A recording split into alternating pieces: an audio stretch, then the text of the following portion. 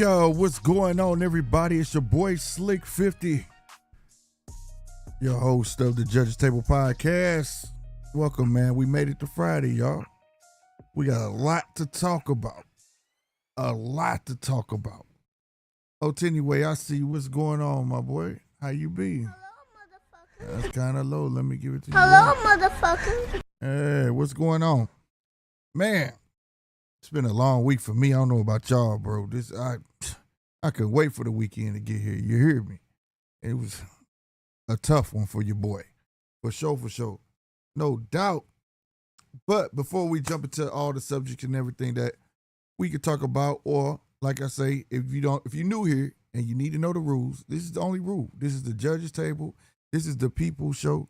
So everybody's a co-host. If you want to come on the show and talk about a specific subject, hey, feel free. You know what I'm saying? We open to it. You know what I mean? Don't be afraid once I open the lines. You know what I'm talking about?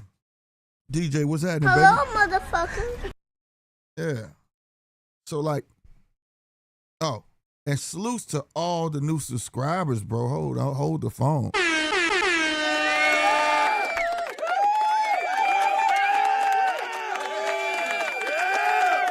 Yeah, that's well deserved, man. We are 7 away from hitting that 2K mark, bro.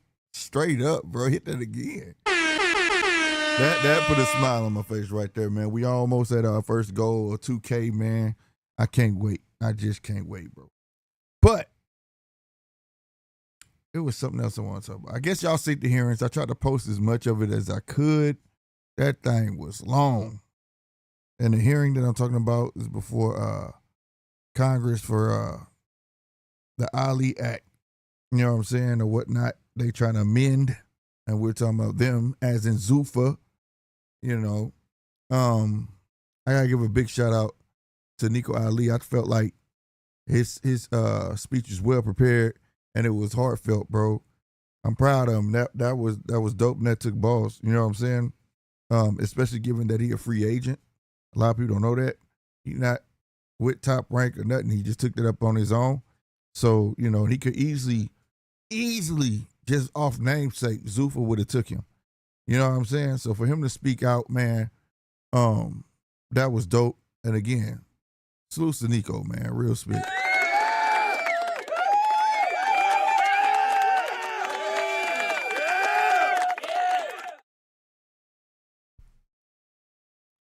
Oscar did his thing too. Oscar came in with a bit of hatred though towards the whole thing, man. You know what I'm saying? You could sense if he wasn't trying to give this, he was giving it, and it was a bit of bitterness. You could tell he had a real personal disdain for TKO, probably because of Dana. And it was like, damn, bro, you kind of blowing it with that. You know what I'm saying? But I'm glad he did speak out, and I wish more did come and speak out because what's my boy name? Nick Khan? Hell of a speaker, bro. Hell of a spinner. Like, no lie, dog. He could spin some bullshit. He could sell water to a whale. You hear me? Ice to an Eskimo. I swear to God. Like, I was listening to that man. I'm like, damn, he's speaking good, but he talking a lot of bullshit. He talking about action figures, video games. He's talking a bunch of all this shit other than what's being asked. And what Nico and them was talking about, he came back with a whole crock of crap. You know what I'm saying? Like I say, video games and this and that. I wanted to play it for you because I didn't post his. It's just that it was long, you know what I'm saying? And or did I post it? I might have posted it. I'm not sure. But if I did, you heard it. And if you didn't, I hope y'all checked it out. That's stuff people need to pay attention to. It's not just about boxing, it's about what's going on in the world and how the government put their hands in things that you think they don't have their hand in. But Nick Khan would say some stuff like he got years wrong. He said Marvin Hagler, what did he say? He was one-time champion, something like that. And I was like, you're wrong. Like, what are you talking about here, bro? And then he came back with some facts in the second part. But And he also had something he had to say, said it was like 60-something deaths in boxing, right? And no deaths in UFC. And I felt like you talking to a bunch of novice up there, bro. And they gonna grab that. That's why I said Nick Khan know how to pull their heartstrings. He just did too damn good. You know, because it's not about the truth. If you ever been in a courtroom, bro, one thing I learned, it's not about the truth. It's about what you could prove. So if you could prove bullshit is the truth, you gonna win, bro. And I really felt like Nick Khan did an exemplary job of that. Proving that bullshit can be true. Right? Even though that was a fact, it was the point that they're like, whoa, like what? Bruh, duh. It's a combat sport, and he kept talking about the safety of the fighters. We're gonna give them this, we're gonna give them that. And it's the stuff he's naming is already going on now. And it doesn't make any sense because you can't get no more safer than not boxing. You know what I'm saying? I don't give a fuck if you got the hospital. If you start having fights in the hospital parking lot, it's not going to be a safe sport, no matter which way you put it. But the people up there in Congress on the panel that's listening, they not looking at it like that. Like, I feel like this going to get passed and it's going to suck. You know what I'm saying? I may play a bit of Nick Khan, but overall, I just wanted to touch on it, man. I really think it's going to get passed because I feel like, what is the senator for Texas? What's his name? Start with a T. I can't think of his name. He was just, I feel like they already had him in his pocket. He was like, yeah. He didn't want to hear no more from Nico and them asking him questions, but he kept asking Nick Khan questions. And to have you said that, can you explain this? And you know what I'm saying? I feel like he was advocating for TKO, but like, and that's what made me really feel like, yeah, this shit gonna go left, bro. And I want to make this clear. I have nothing against Zuffa. I think Zuffa is necessary. I just think it's highly unnecessary to touch that Ali at, right? I really do. I know people gonna talk about Al and all of that shit. Yeah, but now you opening a can of worms, bro. You open a whole can of worms. Like I said, when motherfucker go over there and Dana become your mama and your daddy and the judge and the jury, what the fuck you gonna do? You know what I mean? And right now, yes, they're poaching fighters and they're getting paid. But let me tell you something. For all them fighters that are over there that weren't getting paid, that's why they're necessary. If they would just pay them that, right? But these guys are getting locked into long-term deals. And on top of that, you don't have the freedoms of saying, I don't want to fight him. Right? Because you're a hired employee under a UBO. You're not an independent contractor. You're going to fight who the fuck I say you're going to fight. You get what I'm saying? So how is that going to work with a lot of fighters? Some fighters just might not go for that, or he can get you stumped out, bro. He can play with your livelihood. And I get it, bro, but that's been America's whole ordeal. Dangle a carrot and they'll go for it. And they're going for it because it's a new opportunity. But this whole bullshit of we're on the biggest global home of Paramount and 80 million viewers. Who gives a fuck, bro? Like, motherfuckers get on Netflix getting seen. Everybody on the zone, they'll get seen. Like, all that bullshit was talking about, like, yeah, they were never on video games. Bitch, you ain't never heard of the biggest boxing franchise ever, bro? Fucking Fight Night? Like, are you fucking serious, bro? Like, and they got paid for their likeness on the game and all that. You know what I mean? They just try to hype up Undisputed, talking about toys and all this shit. But when you sign them deals from the toys, they're gonna give your ass a little bit of money, and then they're gonna recoup that back and then get 100% profit off of it. Like, if you know anything about business, then you know exactly what I'm talking about. You know what I'm saying? So like, nigga, this story's all the way back to Mike Tyson, man. Mike Tyson Punch Out for Nintendo. They gave him $5,000. You know what I mean? So at the end of the day, it's going to be what it is. And the biggest part that I think people are missing that I 100% fear, and this probably is my opinion, in my opinion alone. When that shit kick off and when it pass, because I really believe it is gonna pass, it's not that Zuffa's gonna get to do it. Everybody's gonna get to do it. See, what people don't understand about a UBO, you can sign up to be a UBO and still fuck with the sanctioning bodies. Top Rank could become a UBO. They don't have to create their own fucking belt. No, they don't have to do none of that shit. Nor do they have to inform fighters right away that they're gonna do it. But guess what they get to do? Operate under the same fucking rules. That's the can of worms I'm talking about. We talking about all of them gonna go that route. If they chose to. I'm not saying they are, but if they chose to, they could. Now, having said that, man, and I'm gonna read, I see the chat moving. I'm gonna read y'all stuff, man. I just want to get this off my chest. But so having said that, it was reported by Ariel Hawani, salutes to him. The kind of Ben deal that we was wondering about. Kind of Ben signed a 2.5-year 5-fight deal. Now, if y'all recall, maybe it was last show, couple of shows, I said that was my biggest issue. Right now, it's gonna be on the fighter to get their business in order. They gonna need their own lawyers. They gonna need, you know what I'm saying? They gonna really have to sit down on this, right?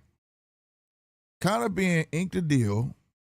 Now, this is, how can I put it? This is from Ariel Hawani, reporting this. So I guess I could put allegedly or whatever in front of it. But again, this was the answer to my question. What type of deals are they giving these guys? He has a 2.5-year 5-fight deal. Now peep this. If all fights don't happen within 2.5 years, he still owes them those fights. Now, if this was a regular promotion, yeah, you could get your ass handed to you. But if that Aliak shit, if that Aliak revival crap pass, you're really fucked because you're stuck. So I signed for 2.5 years. Let's say I only fight 2 times. I owe you 3 fights. I can't leave until them 3 fights. But guess what? I don't never have to give you those fights because the government just gave me the freedom to run my fucking business the way the fuck I want to run my business. So you on the hook until I'm done with you. That's what kind of Ben is. Then I watched kind of Ben calling out Ryan Garcia, which I don't know why the fuck he calling out Ryan Garcia. He didn't have that type of smoke beforehand. But now he wants it. But peep this shit. Right after he called him out, he said, yeah, I'm with Zuffa for 5 fights. You know, this is probably the last promotion I'm going to sign with. I guess so, because if you don't do good, they ain't gonna keep putting money behind you. Your ass gonna be fucking stuck. And the only thing you're gonna be able to do is fucking retire, bro. It's retire, bro. And that's sad, because I like kind of Ben. Kind of Ben want a Ryan Garcia fight. I don't see the fucking shit happening. It'll have to be a boatload of shit fucking money. Probably have to come from Netflix and to make fucking Oscar change his mind. So it's crazy. Like I said, I don't have a problem with Zuffa per se. It's the law they trying to pass that's gonna undermine all of boxing. It's gonna unravel a whole lot of shit. This ain't no damn business, and I feel like they're just trying to do like I say, just run it like it's a job. Like I said, bro. All my favorite boxers, y'all want to mess with that, please have your affairs in order, and I stand on it. Don't sign for fights, sign for time. Time is money. Sign for fucking time. If you want me for 2 years, this is what the fuck I want, and if you can't get me no fights in them years, that's on you. After 2 years, I'm out. That's what it needs to be, bro. Because now, like I say, kind of stuck for real. Let Conor get fucked up. What y'all think Dana gonna do? It ain't like we ain't got plenty of examples of what he's not gonna do. We know what he's gonna do. It is what it is, bro. But I was like, damn, bro. Nico put a good speech together. Oscar came through. He started off good, but he got bitter.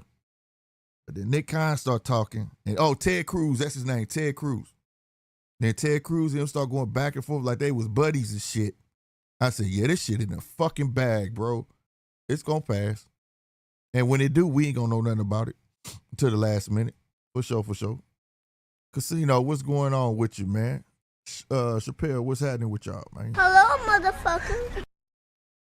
Yeah, man. So yeah, bruh. I like Zuffa.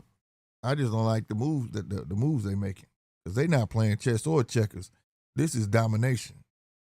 And it's gonna change the game, bro. It is, bro. Like I said, I've seen this, and I was a fan of UFC at first, and then I ended up start watching it because of it, because I could never see the people I wanted to see fight each other. So it was like, why was I watching it? And I fear that it's gonna go down the same road, and it's gonna justify the means of Al Heyman now. Al Heyman was doing these things. Now it's justified.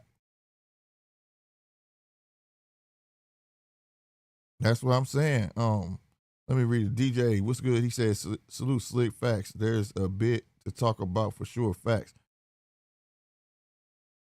What's up, Chappelle? I see you. He said, yeah. I like how Nico Walsh articulated himself. Yeah, man. That was a dope. He was well put together. DJ said, Bam moving up for a title shot. Ali Act, Clarissa, poor form, Mauricio, poor form. Yeah, man. Tim Zoo, bruh. That's why I was going to call y'all. I was going to say, DJ Mark, get y'all ass up here because I need to know about this Tim Zoo shit. And I know who old boy is, you know what I'm saying? He bantamweight champ. But I don't know, bruh. I don't know, man. I don't know, bruh. I don't know. I really don't. You know, he was a bantamweight champ, and then he fought like in 2008 was his last fight or something like that. I don't know. But we'll see, man. I don't understand it. It looked like he was improving. I wonder if y'all heard something, you know what I'm saying? Anyway said, I feel you, bro. Yeah, I'm glad you mentioned Al Heyman because he was getting around the Ali Echo as well. Yeah, but suits to Paulie Malignaggi, and I don't say that too often. But somebody said something in the chat on the live. He went off. He was like, take Al Heyman to jail. I mean, to court for what? He paying you, and then he giving you extra money behind closed doors, which we knew, but it come at a cost. You know what I'm saying? So, in other words, Paulie saying motherfuckers was getting overpaid on PBC. And that's why all them happy and ain't nobody going, you know what I'm saying? Turn on Al Heyman. So, you know, I'm glad he put that out there. But yeah, Al was your advisor. You know what I'm saying? And technically what he did ain't a loophole. He just had more respect than if you're an advisor, and I'm not taking up for Al. But when I sat there and really thought about it, Al is not a promoter, bro. He cannot get a promoter's license. I did a whole special on this shit. I called it the Al Heyman special. Man, he can't get a promoter's license in LA. He can't get a promoter license in Las Vegas. He can't get a promoter license nowhere. For some reason, they won't give it to him. But Tim Brown is PBC. Now, if you financing PBC, yeah, PBC gonna give Al the respect. If Al tell the promoter, hey, don't worry about the budget. I got the budget. Yeah, Al gonna get all the respect. But here's the thing.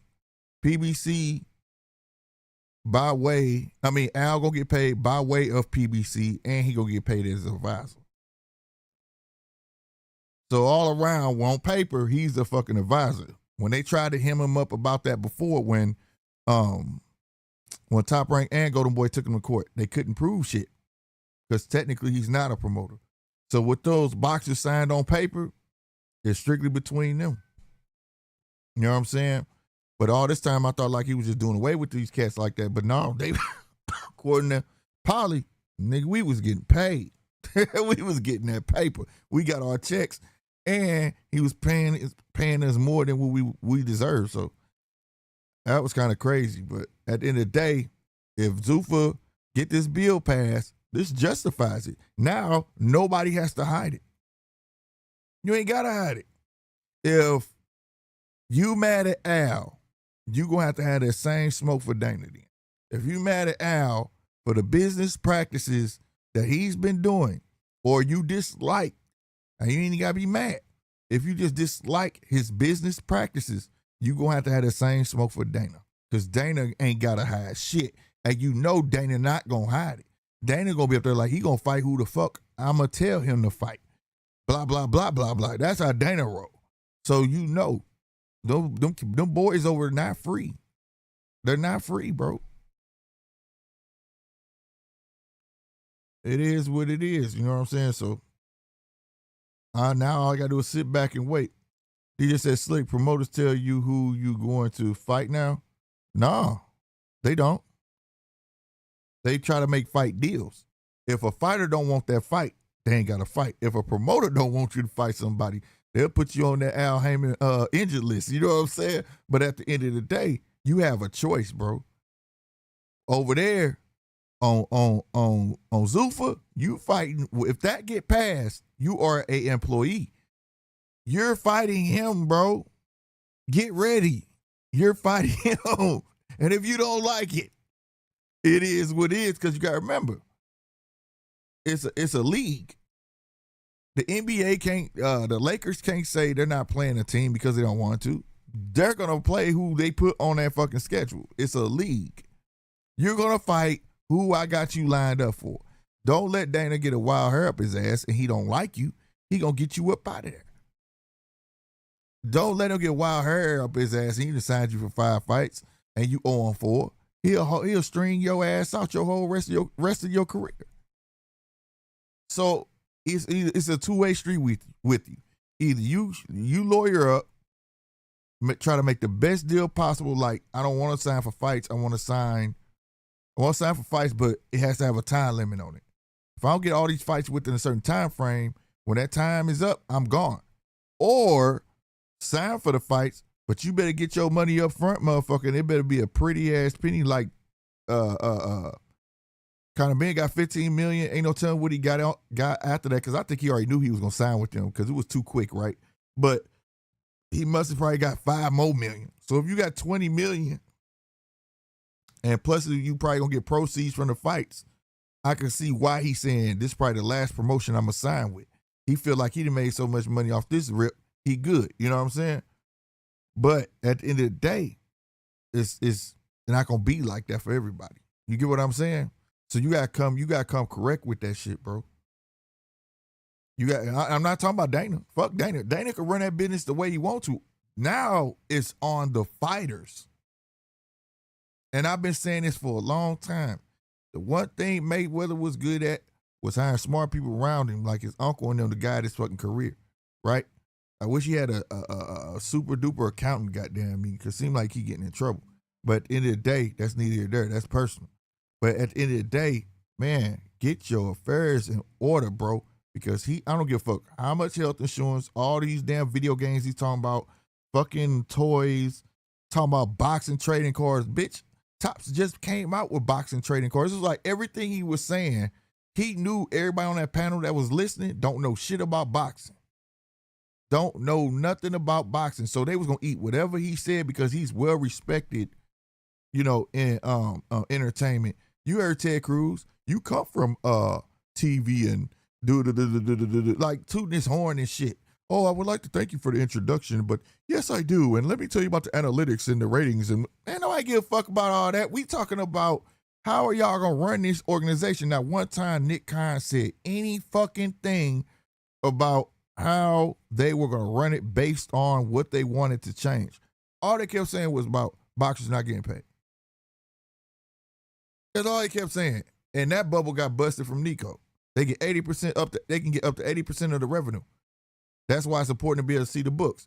Under Nick Khan, they're not gonna be able to look at the books. They can lie to you. You can go on net, they can strike a deal with fucking Paramount and have, Netflix, get a big ass fucking fight. That fight could generate fucking $200 million. They could lie to your ass and say, hey man, we only made $20 million. We ain't even recruit what we paid you for real. So we just gonna slide you $5 million, or we gonna slide you $1 million, or we gonna slide you. You get what I'm saying? Come on, bro. $1 million in boxing, that's some cool money for me. But I understand when you got expenditures, you gotta pay 30% to your team. Basically, then after that, what? Taxes, you probably left with like $400,000, somewhere around there, out of $1 million, and they probably made 200. That's why the shit's important, bro.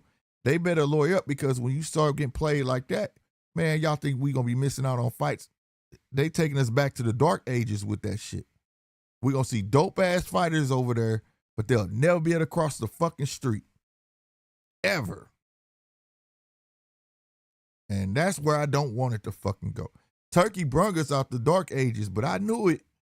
That motherfucker was up to something. Didn't nobody want to believe me when I was saying it. And he hung around, learned the game, and now look, that nigga don't give a fuck. The money's starting to get drawn back, and he about to invest in his own shit and try to take over. Now he got his own little piece of boxing. Again, he's a fan of boxing. You know what I'm saying? He a fan of boxing, so he want to own a little bit of it for himself. He ain't just a spectator no more. You know, it is what it is. DJ said, I just got different thoughts than you slick about the whole thing. I'm about to throw the link up in there, man.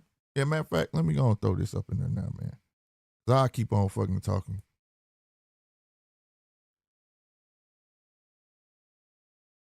Let's go on and do that. And while I'm doing this, y'all, make sure y'all smashing that like button for your boy one time, man. Knock it out the park. Knock it out the park. All right, there it is. I'm going to pin it to the top. So anybody that want to come and call into the show, be a co-host, feel free to do so. There it is. But that's all I'm saying. This ain't got to do with no hatred with Dana or none of that shit. It's the rules. Because like I said, if Dana can do it and Dana start getting away with it and Dana holding up shit, everybody else might just fall in line and say, fuck it, bruh. Because what if that's the only way to consolidate money? Like I said, you can still deal with the belts. That's just Zoo. Now, that's strictly Zuffa saying they want to prop their belt up, right? But they won't have their own ranking system. You can still be UBO and still play in the rankings and all that shit. That's what people don't understand. It ain't like a UBO, you just got to stand alone. You can stay in the ranking system. You can still fuck with the belts. It's just the rules change. Once you were top ranked, that means Bob is your daddy and mama and judge and jury. You feel me? And that's bananas to me, bro. Because then it's going to be just like you got one championship, the PFL, UFC. You don't see them guys cross over. The only way that shit happen is like wrestling. That's why they was such a good fit for fucking TKO. You want to know why? Because the only way you saw a WCW wrestler come over to WWF, he had to sign the WWF. That's how it was UFC. Motherfucker want to see a PFL fighter, fight a UFC fighter, he had to sign to fucking UFC. And he was there. It shouldn't have to be like that. It shouldn't have to be like that. How you gonna call yourself the best and you never gonna get to fight the best? And then on top of that, what you gonna say? I'm the greatest UFC Zuffa fighter ever. That's why I didn't nobody give a fuck when Jao Patai said that shit about the Zuffa belt. I made history on the first Zuffa champ. Man, ain't nobody gonna give a fuck about no damn Zuffa belt. Shit like it's made out of aluminum foil. Who the hell gives a damn about it? I swear it looked like one of them belts we used to make as kids out of cardboard and aluminum foil, bro. So, like I said, and then my main thing is that fucking ring belt finna lose legitimacy because if they really gonna use that ring, put that ring belt, if they don't make a separate type of ring belt and they start putting ring belts on Zuffa fighters that are not taking part in the ranking system, or they're not gonna play ball with sanctioned bodies, bruh, the ring belt don't mean a motherfucking thing. Nothing. Nothing whatsoever. So it is what it is on that. That's just how I look at it. Did anybody get to check that press conference though today? Old Shacky Foster, Ray Ford. That shit was it went fire. It was all right though. DJ, what's happening, my guy? How are you, Slick? I'm good, man. I'm good. Happy that it's Friday. Shit. Well, it's Anzac Day over here in Australia, similar to your Memorial Day in the States. Oh, okay. Salute. Um, Here's why I'm not overly concerned about what's happening in Congress and the Ali Act. Is I'm of the opinion that whilst ever the Ali Act is written in law, nobody enforces it. Mm. And when something's not getting enforced, it means that promoters and managers can give you a contract that is, in simple terms, in direct contradiction to the intent of the Ali Act. I heard Oscar de la Hoya talk about using phrases and definitions like free marketplace. Mm-hmm. Well, Oscar, you can't really use that with any real integrity because one of your fighters and his manager tried to make a fight with Matchroom in a free open marketplace, and you took him to court and shot him down over it because it had to come through you. You Mm-hmm. did the same thing to Ryan Garcia when he tried to do that exhibition in Exhibition. Japan, Mm-hmm. right? Mm-hmm. We know that PBC or Al Heyman as an advisor, we pretty much are pretty well convinced that that's a lifetime contract. That's Yeah. not a free and open marketplace. If you can't Yeah. get out of your contract, right, and you've seen people try and get out of their top rank contracts, the stuff that Bud went through, the stuff that TO's still trying to do, that's not. So I just don't want to pretend like the promoters are acting in the best interests in every instance for the No, boxers right now. I wasn't. I So wasn't taking up for them. no. So I agree that the Zufar model isn't the fix for boxing, right?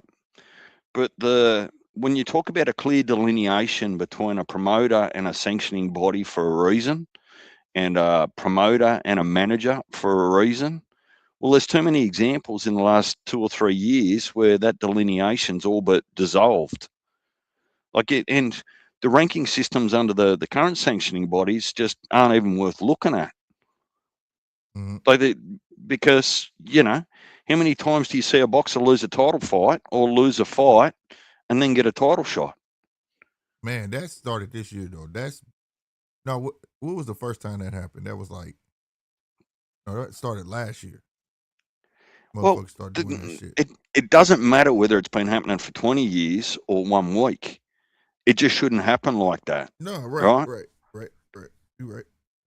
So look, the current state of boxing isn't in a perfect state, right? I No, don't believe that the best interest of the boxers. And how many times have you heard people over the years, well, complain that they believe that boxing is overpricing themselves, stop the fights we want to see, right? right, So there's got to be a happy medium there. I'm of the opinion that we should stop worrying about what boxers earn. right. We, you, No, it's you, not about the. Here's my thing. Here's my thing. The biggest. I just put all that out there, but here's my two biggest things: getting hung up and giving a person 100% authority to hang you up. So, in other words, like what we talk about, Al, it's pure speculation, right? Okay, we don't know what's in Ryan Garcia contract that's held him up where he can't make freedom of choice or Ortiz, right? We just know it's some fucked up contracts. That we do know for a fucking fact, right? Because I agree with you. If it's free market, then what the fuck, bro? Because you the promoter, my manager supposed to be able to do his job, right? I agree mm, with you on that. But if they get their way, there is no speculation. You just took all that out. He could just fuck you over, and there's nothing nobody could do about it. At least when Mayweather wanted to get out his contract, he was able to buy himself out his contract.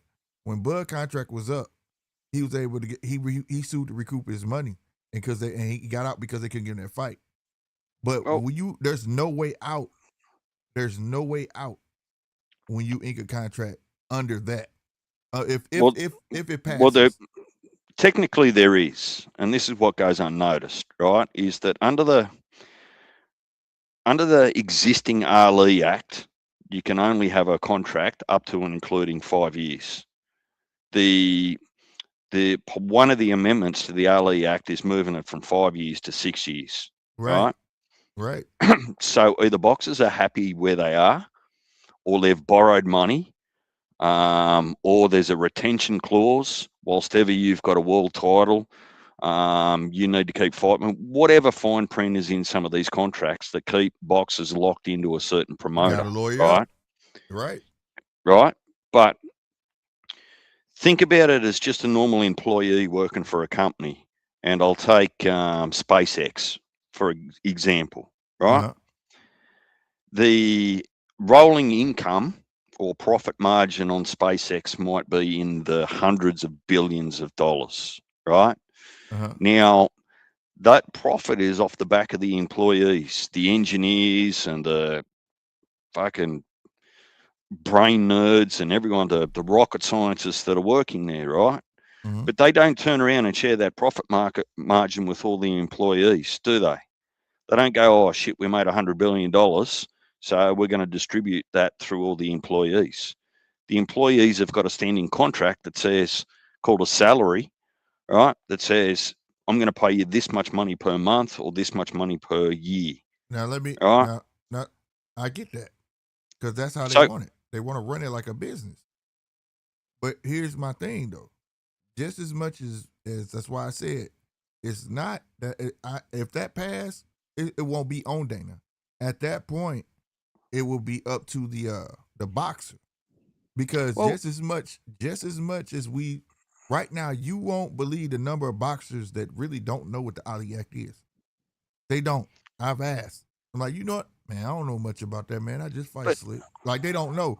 So just think how many are gonna know what they walking into if they do choose to go over that way.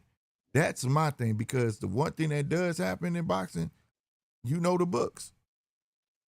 That's how you measure your worth, right? well, yeah. So there's a difference between actually agreeing to a number per fight that you're happy with and being exploited. I agree with you, right? Right. The Ali Act there was to stop people being exploited.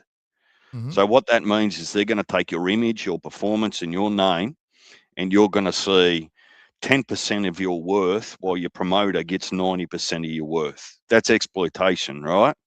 Right.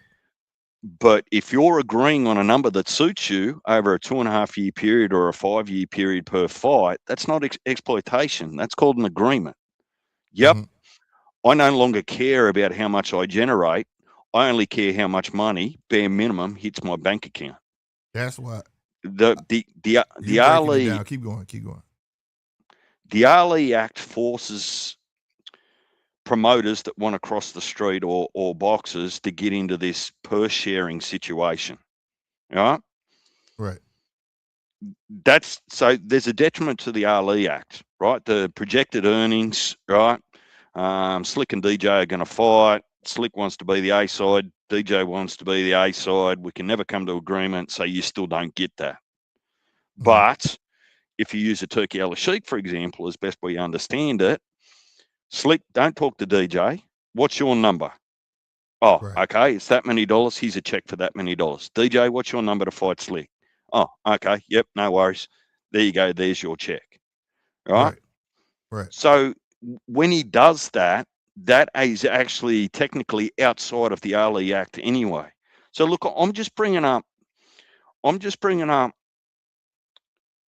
business that happens that we see. You don't have to be an insider or an expert. You just see it, right? Yeah.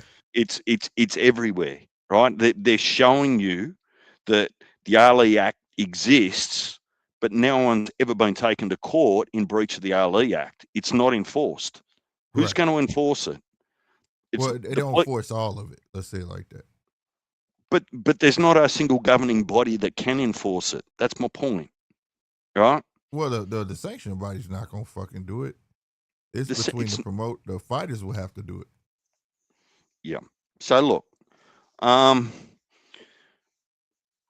I also want to say that I've stopped aiming or looking at Dana White. Dana White Mm-hmm. is just a US promoter that they need lawfully and technically to put boxing matches in the US. Mm-hmm. You can't run a card without Mm-hmm. a licensed promoter. I Mm-hmm. believe that Dana is an employee of Seller Promotions. Call it Public Investment Fund, Turkey Al Sheikh, take your pick. It's the same thing, right? Yep. So don't shoot the messenger, I guess is No, what I'm saying to you no, with Dana White and I made it Zuffa. clear. I made Yeah. it clear. I said he came and I knew he was being sneaky, and he was up to something. He learned the game. He learned the game. Tried every avenue, and he learned it. And he said, "You know what? As a fan, I'm gonna own a piece of shit, and I'm gonna do it my motherfucking way." And that's what he doing. And Well, like I said, well, man, where absolute power comes, how did I say? Where absolute power comes, absolute destruction. So I mean, it is what it is at this point.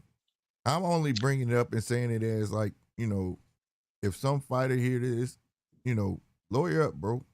Before you go over there, I'm not even mad at the situation of Devin Haney um going over there to fight well, that's still rumors. There's yeah, but nothing I'm not confirmed there. right, but I'm But I'm not mad at it. I'm not people mad at it, but I'm not mad at it because if he can go there and get a big check, he doesn't have to go there and sign for fights. He can sign for that one fight deal to fight Conor and get a big ass check. That's the part people ain't looking at. He's not forcing him to shit. You know what I mean? We talking about a kid who done everything under the fucking sun. You know what I mean? So it is what it is at that point. I'm not mad at that. To me, that's not I, a problem. I I'm actually happy that they're being transparent because whilst ever they're being transparent, then it puts it down to the manager, the lawyer, and the boxer, right? At least you know what you're getting, right? Whereas Mm-hmm. I actually think it's worse if you're signing a contract on misleading expectations, right? Yeah, yeah, You really do need 8 lawyers to go through all the fine print, right? yeah. So it's better to be open and let people make their decisions, whether that's a career choice for them or not. Because at the moment, it looks like, well, at least in the early days, you don't go to Zuffa for legacy. You go there for money, Right, right? right, And if you want legacy and you want world titles against your name and the legacy that comes with them, you go with the promoter that allows you to work inside the sanctioning bodies and those sorts of things. right. Yeah, like that's the way I, you put that. Like that, I like it because, like I said, they could be the Raiders and the NFL football team a while back. Motherfuckers at the end of their career went to the Raiders because it had a big ass check. I could see Zuffa being that, but I don't. Like I said, I have no problem with Zuffa. My thing is the knowledge part and the way this. I'm talking about the Congress side of it now. Just the way they presented themselves. There was no answers to none of the well, real questions in there, whatever. And what and that what was let not me that wasn't on accident. You know what I mean? no, but I don't know how it works. Whether you just say I want to be there, or you need to get an invite or an approval. I'm not sure how it works Yeah. there, but and this is nothing against Nico, but if Layla had turned up, I think that probably would have carried a little bit more weight on behalf of the Uh, Ali family, right? yeah. And why is it that Oscar, with what would I say, the least influential stable of his fighters, is the only one there? Where's Yeah. where's Tyler? Where's Tyler Buff? Where's Louis DeCubis? Right. Where's Eddie Hearn? Right. Where's all these other promoters? Right. Why did they decide to sit on the fence? You want my theory? As much as they talk that they don't like this, because Eddie say he ain't got to worry about it because his majority of his fights are in England. So I understand his plight, but everybody else where it would affect them, they still want a shot at that turkey. That's the that's the only reason, bro. Well, I mean, look, Money trumps bullshit. So well, speaking of bullshit, did anyone join some dots, or are they just not listening to what's getting said by Oscar? Oscar wants to go in and say that the Saudis are sports washing, yet the Saudis just gifted him Cinco de Mayo. right, Turkey Al Sheikh put the Benavides and Zerto fight together and probably still paid for it. But right, Golden Boy gets to stamp their name all over it because Turkey's security advice says don't fly to America at the moment under the current circumstances. right. So you want to throw stones and mud at the same person that's putting like money in your back pocket? Well, Man, he miss me never with remember he was never. I don't think. Well, I know he never. He didn't care about Turkey in the beginning. Turkey didn't care about him in the beginning either. So I think he's still stemming from that because he believes fights. Because if he doesn't have, okay, let me say it like this: Oscar strikes me as a person that likes to have control. You get what I'm saying? Yeah, And he that's an doesn't ego have thing, right? control. Yeah. Well, But to a certain extent, if I'm running my but business and because you give me money and you feel like you can do what the fuck you want to do with my business, that's crazy. But I'm not taking up for him because he put himself in the bed with him when he sold Rain magazine. When he started, like I say, exactly, he accepted that money from him to do right? the Cinco de Mayo thing. So I'm not taking up for him by far because I agree with you. If you don't like somebody, don't like them. You can't partially like somebody. You know what I'm saying? It's I, either you do or you don't. yeah, look, I guess I guess the point I'm trying to make, and look, I'm not going to go in on Oscar either. Like that just doesn't prove anything, and it makes no Mm-mm. point. The point I'm trying to make is that I don't choose to listen to Oscar yesterday in Congress any more than I didn't listen to him last week, last month, last year. Right? Yeah. And it, to me, it's inconsistent with his views. Yeah. He wakes up, has his Fruit Loops in the morning, and comes up with a new idea. Like for Yeah. a promoter of a business to do his Thursday shows in guided pantyhose, man, miss me with that. It's it's it's it's hard. You're a grown man. Like do do what you want. Obviously, I don't judge, but please Right. please don't ask me to trust you. Right. Right. Right. How can I take you serious? No, I get it 100%. I just want to be clear. I'm glad Zoofer here. It's just I fear for fighters, so especially the Look, young ones that's yeah, going over I there. I think That's it's all. going to have to evolve too. Like if they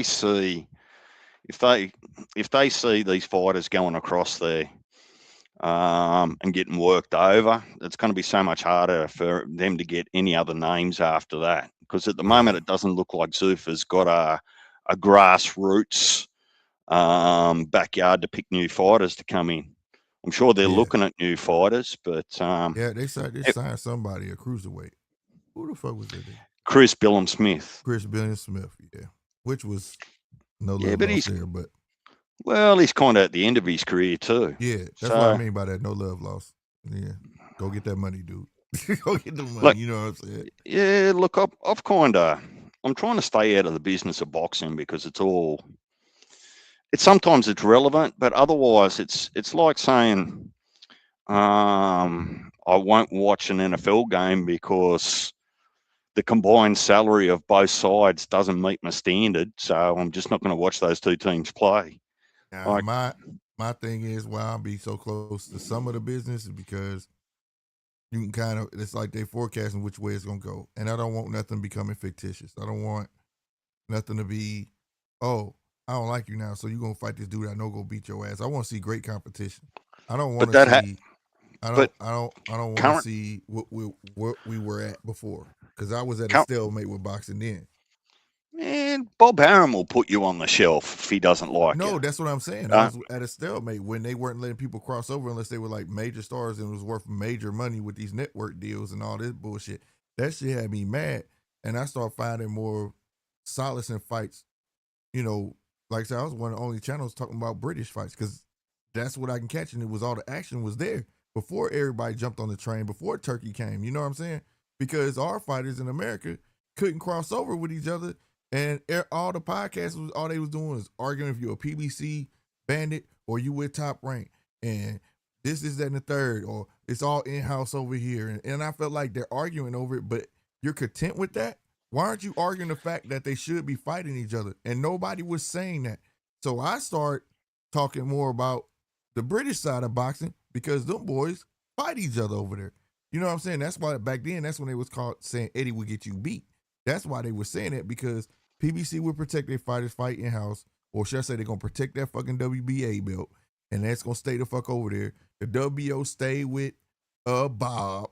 It was no secret, and it was like, all right. And then we finally get a crossover with the Tyson Fury and um help me out Wilder. You know what I'm saying? And that's why that shit was really so big. It wasn't just them two. that made it big. It was like finally motherfuckers crossing the fuck over. And that shit went to a stalemate.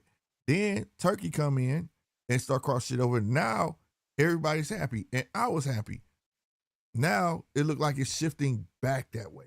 And I don't want it to go back that way. I don't want them to get the UBO, but I know they're gonna get it. But then if that shit start going sideways and they start seeing they can do what the fuck they want to do, I can see other promoters start doing the same thing. And then nobody's playing with each other. Everybody keeping their own toys, being selfish. And then I'm be just watching British boxing like, fuck y'all. Like, Yeah, and that's how it would be, I mean, bro. I guess that's probably what I would encourage people to do. The consumer's got a choice, right? Buy the Yeah, subscription, buy the pay-per-view, go to it live. If they go and tear the boxing industry apart, no one wants to see that. But if it turns into trash because, everyone wants to be UBO and play by their own rules, this, that, and whatever else, it means that the product dies. The product's not good right. quality and they all fail, right? But Exactly. I don't think that what do they call it? ASX companies would qualify as a UBO. So if you've got Yeah, top yeah, rank yeah. matchroom, those sorts of people that are already got, if they're trading on the stock market and you can buy shares and all those sorts of things, I would imagine that they can't automatically then just say, "Oh, I want to be a UBO." Yeah, they got to apply for it. But yeah, if they on the trading block, no. But no, you're right. But I just see, man, that's my fear. I could really give a fuck about Dana, Nick Khan. I just don't want this shit go back to that bullshit for his American boxing. Cause I ain't never had that's one thing. When everybody's shit, man, you just said fuck American boxing slick. Yeah, cause every time I cut on the zone, I can find me a British fight and these motherfuckers fight, excuse my language, but they fighting. I'm talking about going crazy. You know what I'm saying? And it's the shit I want to see. You know what I mean? Well, And what we can't get there here. what it looks like now is that it looks like that DAZN as the major broadcaster and sponsor of what Queensbury, Matchroom, Top Rank, um, who else is over there? Every now and then, MVPs, they flex their muscles and say, don't expect us just to broadcast garbage fights. Right, Like you can see some of that already going on, right? We'll, right, we'll, get, we'll give you a broadcasting deal. Maybe we give you an annual spending budget, to help promote, make deals and all those sorts of things, but under the guidance that it's got to be of a certain standard. So right, when you've got that sort of influence from broadcasters, some of the things that you're worried about a UBO doing become insignificant because if they do that, they're just not going to be broadcasted. Like if Dana's going to come up, or not Dana, if Zuffa's going to come up with rubbish fights, Paramount are contracted to put it on somewhere, but they're not going to earn money off them. So at some stage, they're going to have to get the quality up, right? right. Well, I'm with So it. look, I kind of feel like it's too early to throw all the toys out of the cot. Like it's so new. They've only had 5 fights so far. Well, it's Zuffa. the fight. Like I said, the 5 fights is cool. I, I, I'm happy to see the youngsters on their fight, man. It's not the fights. It's not them dressing. It's not none of that. It's just the whole ordeal, how they can manipulate the whole ordeal just being a UBO. That's it. Well, boxing's going to give you a hernia then, Slick. Because as a fan, you should only care about what you've seen in the ring. To be honest with you, You know. that's what Well, that's well, what yeah. started your That's the passion. point. But that's the point. Say I be like, man, Zuffa on fire, right? And they got a cat over there named Tony, whatever, Tony Hawks, and his ass is like cleaning everybody out, like he's the best. And then there's another cat over here on top rank. I'm like, man, that'd be a good ass fucking matchup. That should have never happened. Well, it's That's already what I'm happening, saying. Slick. You know, that'll never happen. But you can't say that because it just happened last weekend or the weekend before. Think about Who? what's just unfolded here. The Tyson Fury fight and the Conor Ben fight wasn't at the Apex under Zuffa. It was a ring card paid for by Netflix. Yeah, but Netflix in the game just for big fights. They're not here to carry bullshit. But I'm just giving you the perfect example of Tony Hawks and this other guy that you want to see fighting. There's always an avenue I right? hope. Of course they will. Money will make anything happen. If it's That's big true. enough, they'll make it happen. Don't worry, right? Well, that's true. But I don't know. I don't know. I, Maybe I'm just too passionate about it. Maybe that's it. Maybe this is all I watch. You know what I'm saying? I just don't like it getting fucked oh, with. look, It's all I I watch like every day. I like that you're concerned for the boxers, but once you become an adult in this world, you need to be responsible for yourself. That's what I see it's up to the boxers now. It's gonna have to be an expense. My lawyer gonna read this shit, and you get my answer after such. It ain't gonna be no. You got 24 hours. So if I, like they gotta really get on their A game. They gotta get on their A game because boxing game. If Mm. this gets passed, the boxing game So, for its being at the negotiation table is gonna get real tough. You get what I'm saying? yeah. Now, getting off that for a little bit, a couple other things that come across my eyeballs this week. Mauricio Suleiman, you ain't shit. You saw Like, that where he called Bud a coward, bro. look, Did you see that? you're supposed to be the CEO of the WBC Boxing Commission, and that's your behaviour. Really? That's your Yeah, emotional, in your feelings behavior as the boss? Come on, man. You're not fit to be a boss. yeah, All right. right. Just, I you was like, just, damn, did he do you that? just, and it's old news anyway. Just get over it. Right. You ain't never lied. And I think Just, he doing that because just he think get got Canelo in over his it, pocket. man. Like, for, He ain't gonna never for get the, over it, bro, because he feels so disrespected. Like don't nobody, because he feel like he built that green belt up to the point where it's supposed to be the belt, and he don't like that it's not being represented as such. And that look was at the you. guy, and I think it was a missed opportunity for him. He feel like, damn, I should have been, he should have been got them opportunities. He should have been, we should have been trying to keep that belt on that guy. And he got shown like, nigga, you're just a belt. He don't like that. He don't want to be. He want to be something larger than what he is, and that's No, bottom line. he's, he's still stinging because the boxing industry got to see all the dirty laundry of the WBC. Yeah, You come out and say that you're looking after boxers' welfare, boxing fans will say, "Show me, give me the proof." Oh shit, I don't have it. Right? You yep, stand in front of us and say you're a non-for-profit organisation, but between your interim belt, your Oceania belt, your regional belt, your belt of a belt and a belt of another belt, where you're all getting a commission on it. Well, where are the profits going if you're a non-profit? yeah, Like all of his dirty laundry got aired, and he's trying to blame it on Bud. yeah, No, you're just being held accountable for your own moves and actions, yeah. He trying he right? trying to he trying to use him as a scapegoat, 100%, and it ain't gonna Yeah. work. And then So, rumor out Mar- Turkey trying to get Bud to come back. Mauricio, tomorrow morning, let's try something different. Get up in the morning and put your big boy pants on. There you go. Put your big boy pants on and move, behave, and speak like a top executive of a world renowned, respected organization. I don't Get think out of he your know how. feels and your emotions. Speaking of feels and emotions, that's a good segue into. I didn't like what Clarissa said about Shadeja getting carried out on a stretcher either. What she say? Um, I only seen a I couple don't I interviews. don't want to misquote her, but it was pretty ordinary there. And Clarissa, you're in the boxing game. You know that the wrong punch that hits you in the wrong place can put you in a similar position. We don't.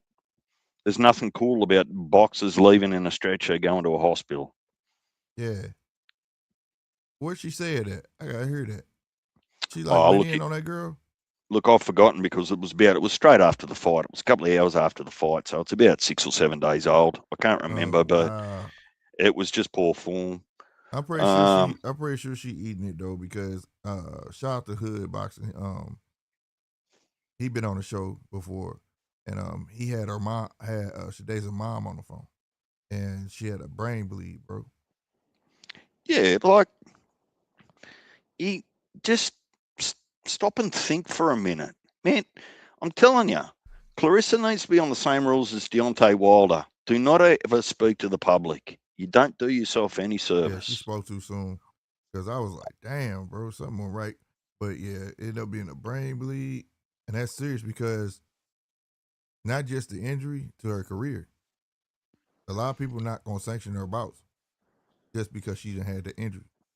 Yeah, she'll have to get a neurosurgeon or something like that to say it's healed up and it's not going to happen again and all that sort of Yeah, stuff.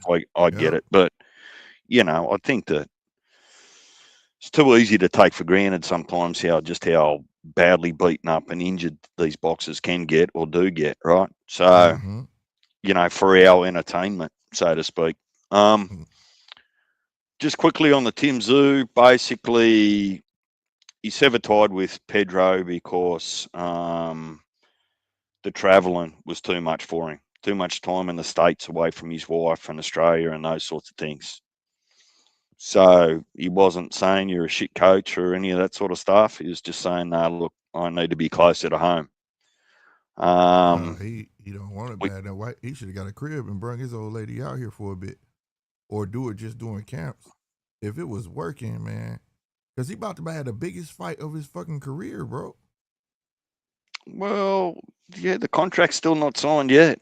We all thought we were going to get a Haney and a Rowley. That didn't happen either, right? So Man, that's true. But man, just you don't. just because everyone's talking about the fight and expecting the fight doesn't mean we're going to get the fight. That's true. But just to feel like you on the cusp of it, to change trainers right now, because I woke up to that, I was like, what? Why would you do that? Like now of now, like I wouldn't have did that until I was for certain that this fight's not going to happen next. Or Yeah, because what if he gets the contract? Let's say tomorrow morning. Now you but finna jump in the camp with a whole new guy. yeah, but what? Well, That's without difficult. without second guessing the guy, slick. Like if you went to Casino Perez boxing gym and asked him to coach you, and for the last two fights you've had with Casino, that on fight night you don't feel well prepared, or it's not working for you, or the strategy's not working. Wouldn't that be enough to tell you that shit? I'm about to go into probably one of, at least on paper, fight the most esteemed fighter I've fought in my career so far. I can't be feeling or thinking like this, so I need to change camps. Like it's got to work both ways, is all I'm saying. Yeah, but it didn't have. You said it didn't have nothing to do with the training. You just said it had to do with being away from his old lady. Well, that's what he's telling me, but what I'm getting told and what's real in this world are two different things Yeah, every day. I feel you. I feel you because I'm like, that's a crazy excuse to say my we work for my family because are they there with you in training? Are they there? Like, bro, you I don't Look, know. That's looked crazy. at Cause he it. was looking good to me. That's the only reason like it baffles me because he was looking Nah, good to look, me. nah. Prime Prime Tim Zoo would have got that guy out of there, both of them, Yeah, but did he right? look? Did he look like a broken? Did he look like he was broke? Remember I told you that's all I wanted to see. Did it look like he was broke? Well, you're not going to ever get tested against guys like that. They've got an undefeated record, but there's still levels in boxing. Yeah, but Just it ain't put it like in dude wasn't fighting perspective. back. I am. I would never put a fighter Look, coming off an ass whooping like how he took into a fight that would be just as dangerous. I would never do that. I will put him in there with somebody that's gonna give him a bit of tussle because if you broken, if he looked like he was gonna get hard, we just seen him flinching, we just seen him moving back, we just seen a whole lot. You know what I mean? He didn't look broke to me. well, You know, Deontay Wilder is broken. let's let me put it this way. Regardless of what you think about Spence, I reckon Spence gets him out of there. I If you're think doing the triangle theory, uh, not get Tim Zoo out of there, but Tim's opponents. Man, Errol's been saying toying with those boys. Yeah, I Anyway, don't think. look, it's all speculation, but Yeah, I don't think he's look, toying with him neither. But I think it would be a good fight. That's what I yeah. would. So he's with what they call in Australia. There's two names that are boxing royalty in Australia: Jeff Fennick, who's his new trainer, Yeah. and Costa. Right. Mhm. So he's going with Jeff Fennick, and I guess we'll get to see what Jeff can do over the next couple of months with him. He was a bantamweight champ and a featherweight champ, right? For a Four number of division, years. Yeah. four division world champion. Yeah. Yeah. So I mean, I hope he can get them together. I hope the Well, look, transition goes smooth. Because I really hope Tim get this fight. well, it's a retirement fight for either one of them. Whoever loses, if the fight goes ahead, it's a retirement fight for him, as far as I'm concerned. If Spence gets beat, he retires. If Right. Tim Tszyu gets beat, he retires. Yeah. And the reality is they're probably getting a check to allow him to retire, particularly Spence. He would have got a massive check off the Terence Crawford fight. So, Mm-hmm. I think Tim. um, I think Tim retires, but he'll come back sparingly. oh, look, he might do some cash grabs every now and Yeah. then, but Mm-hmm. I guess you lose your production appeal for other promoters around the world if you've taken too many L's. Right. You know what I mean? Like particularly Like if you've got a up and coming prospect or a world title holder or something like that. If you've got too many L's in a row, you lose credibility. Trying to sell it as this massive big fight. at the So least, he'll become a stepping stone. you know, and one thing that I'm personally happy with and kind of excited about, July. Bam moves from 115 to 118 to go fight for a title. And I'm here Mm-hmm. for it. Hell yeah, I'm here for it too. He also IBF, made. He don't IBF need. seems to be blocking him at 115 for undisputed. Yeah, man. He said he don't really care about title fights. He just want to fight the best so he can say he beat him. And I'm with that shit. That's the shit I want to hear. Even though I know he do care about belts, but god damn it, I just want to be able to fight. You know what I'm saying? I'm with that. I'm with that 100%. And if Noye do his job, just do your job, man. Don't Slick, get beat. slick. Look who's What? turned up in the chat. Yeah, Get I your see. disclaimer up. Yeah, I seen him. Keep an eye on backstage. Put your disclaimer up. You know he, the man's going to come in he hot about something. he gonna come up. He gonna have a lot to say. But I as long as Noye do his job, because I will be live during that fight. He got to do his job. That is a fight that has to happen. Yeah, look, I still think that if Bam's going to have any sensible, what would I call it, any fair chance, not by way of skill, but by way of weight, he's about to fight at 118 for the first time. Nakatani and Inouye's at what, 126? Yeah. So Bam over a good spell, like minimum 18 months, then needs to go to 122, get Yep. acclimated there, then go similar to what Bud did to get to 168 comfortably, right? Right. Right. I think it can happen. He gonna take. I hope it, but I hope he do exactly what you're saying. I don't know if you still there, Deej, but I hope he Yeah, I'm still. still here. Oh, okay. I hope he does it that way. I really do. I don't want him And just be like next fight. No, don't you do that shit. Like don't do that. I want you to so do the proper shit and make it where it seems like okay, yeah, this really finna be a fucking fight. You know what I'm saying? Don't just go and put all that weight on and and then in the Slick ring look sluggish. on a more light-hearted approach. Hmm? Are you favouring Staples or Super Glue? What? Yeah, Jarrell Miller's got another fight, and I just want to know what he's going to do with his toupee.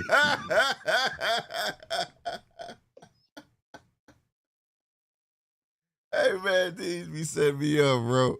Boy, you had me genuinely confused. I'm like, what? What the hell is he talking about now? Oh shit. He had some spray shit. He got like he only got toupee on. I was watching his interview. He using that Beijing shit. He got like a fade and they just sprayed it in. You can still see through it. But He'd be rocking the fucking Daniel Boone. man, bro, he gonna have that spray. Hey, he better not come in with that spray shit because if he come in with that spray shit, that shit gonna get rubbed off. It's gonna be another one, man. It's gonna be some crazy shit, bro. They gonna be waiting on it. They gonna be waiting on it, man. God damn it. I'm gonna be honest with you, Paro. All he gotta do is babysit for 4 rounds, 5 rounds, make him work, and he can get that fight. What? What's fucking 9 on? Spence takes bubble baths. Yeah. Tim's mum made him a cake to learn how to read. Man, he's on some demon time. You can smell it. He coming with it. But yeah, so like, Paro can get that fight. Now, Paro going there trying to fight him head up. Big Baby, that's his best chance. Paro? Whatever his name is. Oh, Pep, yeah. Mm-hmm. But I like Paro. I just ain't seen him in a while. He just disappeared. So when that got in, I was like, what? Okay. But seems like they want to keep Big Baby. They try to get Big Baby in contention, think he could beat him. But on paper, it looked like Big Baby should beat him because he's 300 pounds. I see he got back fit. He's a lot more fitter than he was in the last fight. Lost his belly, all that shit. But that don't mean shit. His gas tank ain't shit. So Paro a box. Yeah, look, I think recycling all of these guys that have had their time in the sun, like for me, I think that they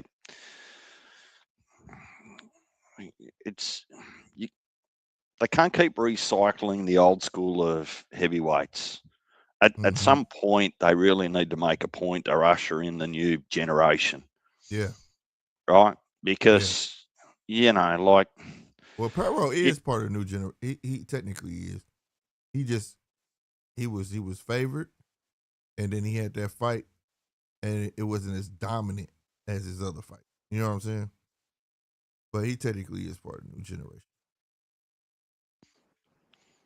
Yeah, like, I just, after watching Wilder and Chisora and then, the Miller performance, even with the Tjtp staying on or coming off, like they just weren't high quality fights.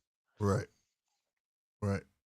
And I think that with all the talent and that's available to you in the boxing world these days, that I think the fan deserves a little bit better. Yeah, that's all.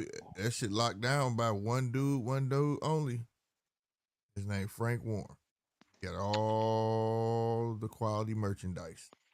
He got all. Well, until another guy bursts on the scene. Like we don't see a lot of these guys that are about to burst on the scene. Sometimes we don't even get to see their first 5 professional fights, right? So, it's only until their promoters actually lift the veil or pull the curtains apart and say, hey, I've had this guy or this girl for a little while. Do we get to see him? I can't wait till they start. I think it's, but you know what? I think it's about to be an influx though, because see, Top Rank took their ass over there, and see, Bob be holding on to some heavyweights, bro. So I can see Bob about to make some contention. He put big Jerry Miller back in there, and then after that, watch. Well, no, Jerry Miller gone. I'm tripping. Yeah, Bob finna unleash some fucking heavyweights. Watch. He gonna put Richard. What's that boy name? Torres. He's gonna put Torres in the fight, and then after that, watch what I tell you. Watch what I tell you what Bob gonna do. Man, Bob's gonna lay back with his cigar and his whiskey at his age and just let Tyler Buff run the show. Yeah, but Tyler Buff, no, he gotta get them heavyweights in there because we starting to have too many boxers and they starting to water down the sport. And I hate to say that because I love the boxers over the brawlers, but it's starting to get a bit watered down. Slick, as they say, doesn't matter how hard you stir bird shit, you're never going to turn it into marmalade. What? So if you, that's a new one. So if you just don't have the quality in your stable, You just don't have the quality. Oh, you better find it. Or me and Casino finna put some money together, start bailing motherfuckers out of jail. And what? A Coley pops dirty. He's got all the Man, same bruh. similar excuses. I had this sickness. I had this diet. I was taking these pills. Here we go again. So Man, here go this shit. He said that he had shoulder surgery, which translated to having elbow surgery. Now, this was a while back, and said it stems from that. How? Were you still taking whatever drug it was? And did you let motherfuckers know? Like, it's he's, still your he's, fault. here's how it's bullshit to start with, right? If you were on that medication and those pills, you would have popped dirty in the first test that you did last week or last month, leading up to the Facts. fight. Right? Facts. All of a sudden, these pills that you've been taking for months for an injury don't just pop up in your system a week before the fight. Man, miss me with that For bullshit. real. I was like, this dude must think everybody's stupid. I was like, come on, bro. You can do better than that. God damn. I was like, you just fucked that off. I'm like, that don't make no goddamn sense. But he finna be fighting. So you know how they do over there. Your ass finna be suspended for about 2 years. You just fucked your shit up. That shit don't make no sense. But I'll tell you this though. Did you watch the press conference with Ray Ford and Shaki Foster? I don't watch press conferences as a general Uh rule. I don't. It's for real? This one nah. Look, this one it's was good. This one was good, well, dude. You should have good. watched it. Well, watch it for what? Like the press conference never determines the outcome of the fight. Slick. No, I don't. But it gets you like amped up for the fight. It gets you into get ready for the fight, Man, and it give grown. you it lets you see Let, let me. who head is where. You know what I'm saying? Well, if you want to try and be a psychologist, fine. But look, I I've got limited time. I can only microdose on grown men having verbal diarrhea. Right? I guess so. I like the way you put it, bro. But nonetheless, though, man, Oshaki looked very focused. Not look, just his confidence is on an all time high. And I'm gonna tell you, I thought it was gonna be Ray Ford, but Ray Ford looked like the one that was a little shaken up, like he don't look ready mentally. I'm gonna say mentally, because like you say, the shit don't matter talking shit. But right now, for the verbal fight, Oshaki won it, and it was like based on facts and calling dude out like, dog, I don't care, I'm gonna beat your ass, and then I'm gonna beat Shakur ass. He straight told that man to his face on Twitter. He said, "Your daddy said if I don't give you a fight, I can't fight him, so I'm gonna beat your ass, and then I'm gonna beat your ass, beat his ass." And then he said, "I want all of them there so all y'all can hurt and cry together." Man, sometimes that should be entertaining. Now, sometimes I do agree with you where press conferences go too far, like when they jump up, like y'all not finna hit each other. Stop that shit. You know what I'm saying? But like this shit right here was like, yeah, it was funny. Funny nonetheless. I'll say that. It wasn't too serious, but it was funny. In other news, you've got your. You've, Y'all see how DJ moved on? Fuck that shit, Slick. uh, look, I don't want to throw shade at anyone or pretend I'm superior or anything, but look, I just don't have an appetite for grown men behaving like Oh shit. teenagers. Teenagers, I just don't. No, I get it. Um, I get it. I certainly wouldn't want my son at that age to be behaving like that. I'm not going to tap him on the back and say, well done. I'm going to get him home and I say, you fucking made a fool of yourself, boy. Think hard. I get you. Different cultures, different things, man. I Yeah. remember that's why you. Terramona's back in the ring for you, Slick, in what, 5 days, something like that? 4 or 5 Really? days. On who fight? Yeah, he's on Sky Nicholson's undercard in Melbourne. And that's going to be the 29th. I think that would be the 29th, right? It's middle of the week. Mark might be here. I'm not sure whether it's. I'm trying to remember. I remember that date. I'm not sure whether I think it's. it's the 29th. my Wednesday, your Tuesday, or my Thursday, your Wednesday? I don't remember what day it is. I just remember that what I was seeing on the zone earlier this week, the 29th. I believe it said the 29th. So he's actually on that card. That's what's up. Yeah. That's what's up. And if Sky wins, she becomes the mandatory to challenge Ellie Scottney for all the chocolates. That's what's up. Damn right. You better win this motherfucking fight. I'm rooting for that. Hey, I got a question. On that card, there's somebody named Jesse Bolt and Chloe Chaos. Are they Australian? Sorry, you just dropped out for a moment. There's somebody on that card named Jesse Bolt, and there's another fighter on there named Chloe Chaos. Are they Australian?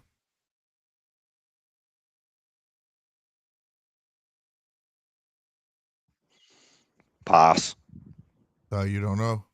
Yeah, let me phone a friend. I was wondering.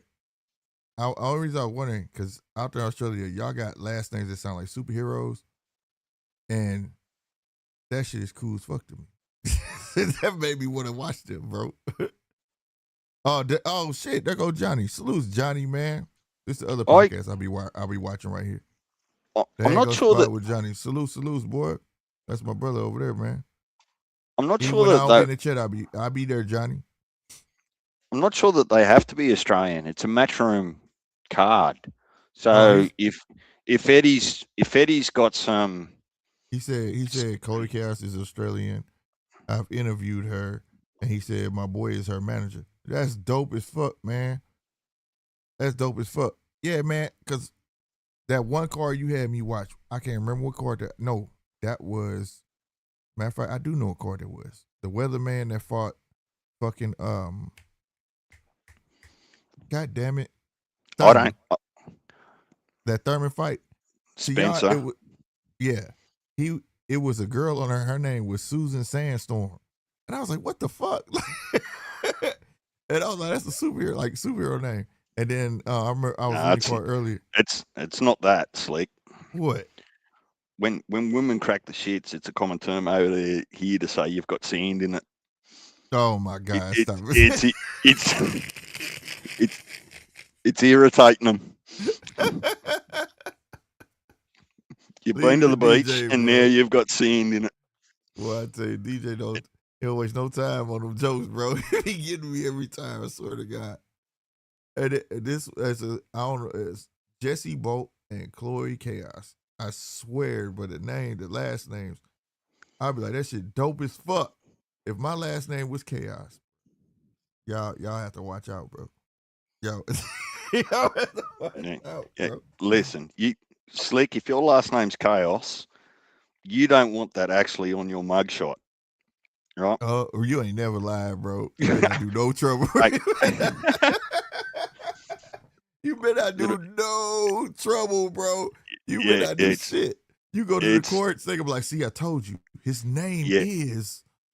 It's definitely one of those scenarios where you're always guilty until you prove your innocence, right? His last name is Chaos. Even God knew. Slick, why don't you invite Johnny up to give you a bit of a preview and a bit of a insider? I think Johnny live right now. Actually, you live right now, ain't you, Johnny? No, he said jump on my show Sunday night. Johnny live you live right now? I like the sound of that. He sound like the sound of GOT Chaos. Yeah, boy, we can stir some chaos sometime over here, bro, for real. If you hey, busy Johnny, hey, I know you be taking off there. I can't remember. I know you got date night with the wife on certain days, but like, yeah, feel free. Well, he can come on anytime though. You never checked out the hangout spot? Mark been over there. I know for a fact Mark been over there. I have. It's not. No, okay. I'm not a regular there, but it's definitely I'm familiar with it. Yeah, man. Slick, I believe it or not, I don't spend a lot of time on boxing lives and channels and those sorts. I mess with Johnny.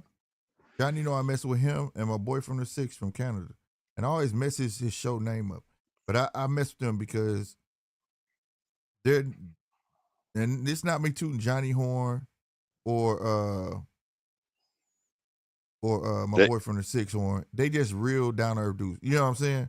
Like they genuine. Like when I watch you, them talk, they not acting. I feel like it's them. You get what I'm saying? I don't like people who yeah, do all like, the extra, and I ain't no, gonna say I look, don't like them. I just put them in categories, but I watch them.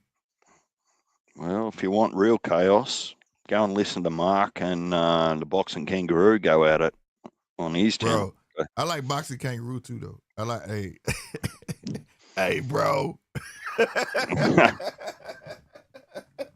He be fucking me up with that shit. Hey, bro, look. Boxing Kangaroo get around too. He be over on Johnny shit too. I jump on Johnny shit when I can, when I ain't working. But like, yeah, he said I'll jump on your show soon, my bro. Right on, man. But yeah, man, no, Johnny cool as fuck. I like that. Like I say, I fuck with people who, even if they ain't, you make me feel like it's genuinely you. That over the top shit sometimes, like I just, you know what I mean? I shy away from it. It's a what's that word for you? My daughter be saying it's a what's it? Cringe. That's the word she use all the time. The cringy feeling. You know what I'm saying? Well, if your daughter's saying cringe, your friend Nine's saying goofy. It's Right, the goofy. same. Right, it's the same thing.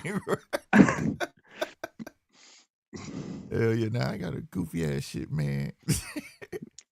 Hey, the he shit, said, the shit, goofy. hell yeah. He said we all vibe. We family. Facts, Johnny. Facts. What else has been on your radar, Slick? By way of other Well, boxing news. it's just about way of how it's gonna go. I hope. I ain't gonna lie.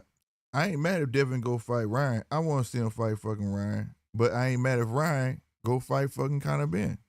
But I just don't see that going. And I've been thinking that shit been on my fucking mind. Like, oh, one of those fights fucking happened. Now, the Abdullah Mason fight, I forgot who they quick. I just forgot who they said that they trying to line a fight. It's another British boy. Damn. Yeah, I think I'm look, most people are keeping an eye on any Abdullah fight at the moment. damn But right. look, Slick. Let me not speak for anyone else but myself. Yeah. I'm not mad. I'm Uh disappointed. oh. Uh oh. Right? Uh huh. The the rumor mill on Devin Haney has expired for me. Mm, He's he's got this list and he hasn't made any fights on that list. mm, He's called out all these other people. Those fights still aren't made. So whilst Devin Haney is currently not attached to one of the major promoters, he's got to shop himself around asking a promoter to pay his price. And mm. the reality is that Devin's price, unless it's Turkey Al Sheikh, isn't realistic. Facts.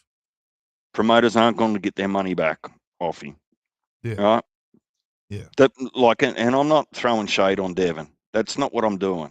This is just a business perspective, right? Mm, If you've got a Porsche in your parking lot that is actually, you can look it up and you can go, well, that Porsche is worth $120,000. You're never going to sell that Porsche for $120,000. right. Like 220,000. Like you just, it's not going to happen. And I'm not having a crack at Bill or Devin. I'm just saying, look, the market tells you your worth, and Yeah. unfortunately, that's what you've got to accept. And it's not about hating or loving. It's none of that. Mm, The reality is that boxers have a market value. So it's not just Devin; it's all of them, right? right. And the promoters know. They know all the numbers. They know all the sales, gate sales, pay per views. They know them all. Well, So you can't trick them. no, they can't trick them. And with everybody being, hopefully PBC jumping on board too as well. But with everybody being on one broadcaster, that should be able to drive the number up, right? So for as Devin though, I see him in the roundabout of Ryan,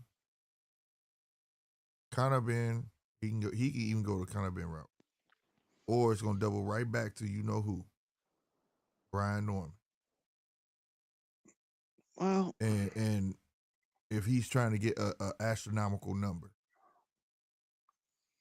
If well, if well, if it's not well, those three, but I don't see him getting the number he wants. but here's how I'm joining the dots. Mm, Top Rank and Brian Norman can't give Devon a number. The Zone have to give Top Rank a number, and then Top Rank gives Devon the number. Like, do you see what I mean now?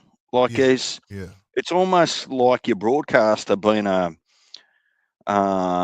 finance officer of your company or an oversight committee. Say, oh hell mm-hmm, no, you're not buying that asset for that amount of money. yeah, No, it's not worth it. We're never going to get it back. And that's right, just business 101, right? That's nothing right, personal against Devon, Shakur, any other name that you want to throw out there. I just use Devon as an example. The difference you got was that for a couple of years there, you had Turkey saying, hey, look, I want to make a splash. And for me to make a splash, I'm happy to pay overs, right, right? right. And now those overs are disappearing. Well, that was his business plan though. Like if you start a business, which I have, within a year and a half you taking losses. You know what I mean? You happy Yeah, to break even because it's all about advertising, getting your name out there, building the relationships and that's things right. like that. You know what I mean? So So, so that you shit is take, driving to an end. yeah. But It, even people saying that Turkey's not investing anymore, well, it's true, but it's not true because the Tyson Fury card was a ring card, aka Turkey Al Sheikh, right, right? The Ashaki Foster and Raymond Ford fight, that's a ring card. right, So that's Turkey Al Sheikh.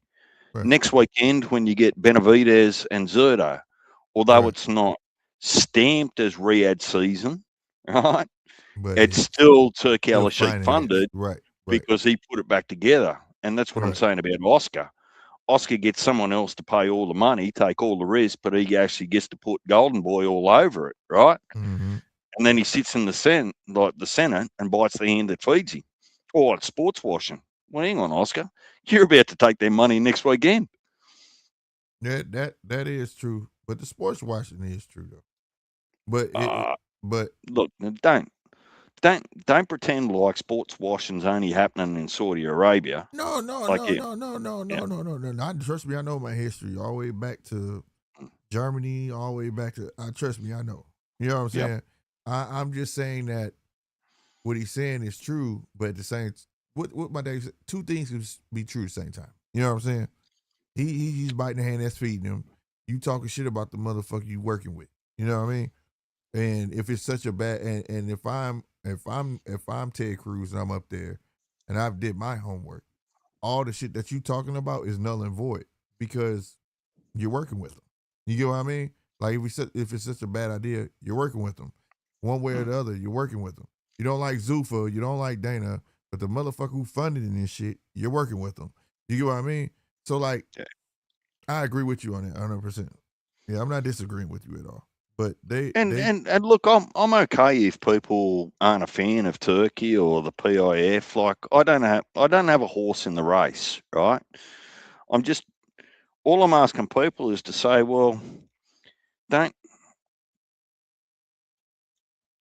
look, don't flip flop. yeah, Don't don't love a flip guy flop. 1 week and then hate the same guy the next week. That's Like, why just during this journey, I try to educate people to go look up mm, the real initiative behind all of it. You understand what I'm yeah, saying? You mm, know, so you can make a sound decision to understand that this wasn't just a man coming into the game to because he just 100% love boxing. Yes, he's 100% diehard boxing fan without an unequivocal doubt. But he took it to the prince, aka his boss, and was like, "Look, this might be an avenue to make us some money back to help us with the 2030 initiative." You get what I'm saying? So well, that's why I try to educate people on before you like know all the facts before you make a decision if you dislike or if you think he's crooked or you know what I mean? And So that's the same principle I was cautioning people, because Turkey doesn't use the pay per view model, business model, to recoup his costs. Like when you where go did and I? get a when you go and get a 13% share ownership in DAZN, that means that you're earning money every day, every week, every That's month, right. every year off all of DAZN's products, not That's just right. boxing. So the revenue that they're getting from snooker, darts, boxing, everything else that DAZN does, subscriptions, You get a piece of it. you get a piece of that, right? That's right. So And and quiet as kept, they kind of forced him into that because before that he was trying to get a piece of everybody's promotion, and they said no. And he said, okay, well, guess what? I know where y'all finna end up. It don't fucking matter. I'm gonna buy this shit. But to rewind further on a point you made, he didn't care about pay per view money. How long I've been telling everybody that it was all about well, the advertising they was making their money off of. That's the new wave. If you look at everything that's going on in the world, right now, even if you paying $50 a month with his own, you still getting them commercials, right? So we paying $50. How much money you think they getting for them advertising showing doing that pay per view? well, They see the wave. My Roku box. Do y'all got Roku's out there? When I cut my no, not Roku box on, right? As soon as I cut my Roku box on, guess what's on there? Everything I got saved on the box, but then there's an advertisement on the right hand side. It's all about advertising. You can't go on a website with advertising. That's where the fucking money is. Because yeah. to compete in the world with business, everything is digital. Everything is internet wise. Everything is they want it in the person's face on the cell phone, computer, TV, and the TV ain't just regular TV no more because people got Roku boxes, so on and so forth. You got smart TVs. You know what I'm saying? So now when you cut your smart TV, like I have Vizio downstairs, right? When I cut my Vizio on, just cut it on, right? Ain't went to shit. It's advertisements on it. So yeah, and you're saying everything I'm saying just in a different way. Like No, I'm not just Pokemon. I didn't say Pokemon. What are you talking about? like Pokemon. What are you talking about? I Not you. I'm talking it's about Talk SD. He said, "Did I say so Pokemon?" it's it's hard for me to listen to people that want to tell me that Dana White, Paramount Plus, Public Investment Fund, or Turkey Al Sheikh put $15 million of their own money in Conor Ben's bank account. Like yeah, it's hard for me to have that conversation with them.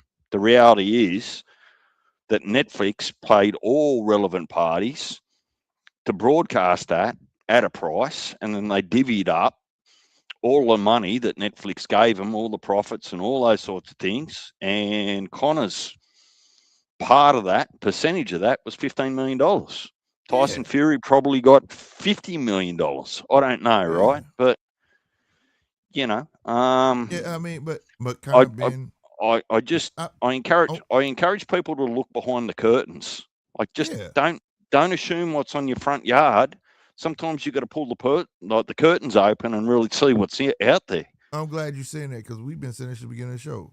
Do you know we're the first? I ain't gonna say that, but I'll tell you this because I probably was another show just as wise as us out there that did this. Teach people about the black curtain. People think like when they say the shows are sold out, and we will watch a show, I'll be like, it's not sold out. And people will say, how you know it ain't sold out? I said, because they keep showing the front, the left, and the right. That backside not sold out. And then I said, watch. Where the fucking they always position the commentators where it's not sold out. Like where it's less at. And watch when they show them. And it'd be blackness back there. And I said, so it's not sold out. But see, like the oldest trick in the book is that to sell out a fucking arena, like let's take Boots. And I ain't saying Boots never sold out, right? But what happens is you'll go on ASX, like you said, or Ticketmaster or things like that, right? And it'll say sold out. But people be like, I can find tickets on StubHub. You know why? They done bought them all. All the leftover tickets got bought up, not by a Well, person, by a promotion. And So that constituted sold out. You understand what I'm and saying? So like, I'm glad you're and saying that. well, and some people get tricked because when Yeah. they book out an arena, what the cameras don't show you is there's a big, huge black curtain that divides that arena in half, and You they're got me on actually mute. only, hey, You got me on mute. got who on mute? Oh, I'm not on mute. I just said that. The black curtain. Yeah. So, Yeah. Madison Square Garden, wherever, right? MGM. Well, Yeah. it might be a sellout, but they're selling out 50% of the arena's capacity because they've got a big black curtain that divides half of it. So, Right. look, Facts. No, that's facts. That's what I'm saying. Like, and they'll buy all the tickets up too. Sometimes you'll go on, it'll be like sold out, right? And you go to StubHub, and I'm like, okay, if it's sold out, you go to StubHub. How come there's 75%? Okay, you got to like do the math. Like, be smart. You get what I'm saying? If it's sold out on Ticketmaster, and I go to StubHub, and I could buy 75% of this fucking arena right now if I wanted to. It's unheard of, especially for the type of fight it is, right? We're not talking about look, Bud versus Canelo. That might be realistic, but mediocre fight, stop playing, bro. Like I learned that a long time ago. You know what I mean? well, the numbers are out for the Canelo and Bud Allegiant Stadium fight. Yeah. Allegiant Stadium, I think, holds like 71,000 or something like that, Yeah. but it wasn't even close to that. But in saying that, to make my last point, I'm not sure that they made the whole stadium available for the fight. You know, if you fill up a football stadium, 75%, you did a good job. Oh, look, it was a big enough fight. Who cares how many people Yeah, were you did a actually good there job live? because like the Like, NFL is larger than boxing. They got season ticket holders. They got, you know what I mean? Like it's built and for football. the NFL gives these stadiums more money than boxing ever will. But what talk Yeah. FSD say? What the hell?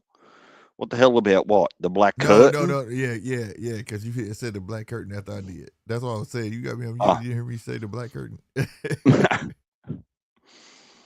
Yeah, they'll trick you. They'll make you think that the world's that black flat. curtain is real, bro. Even in WWE, they do it.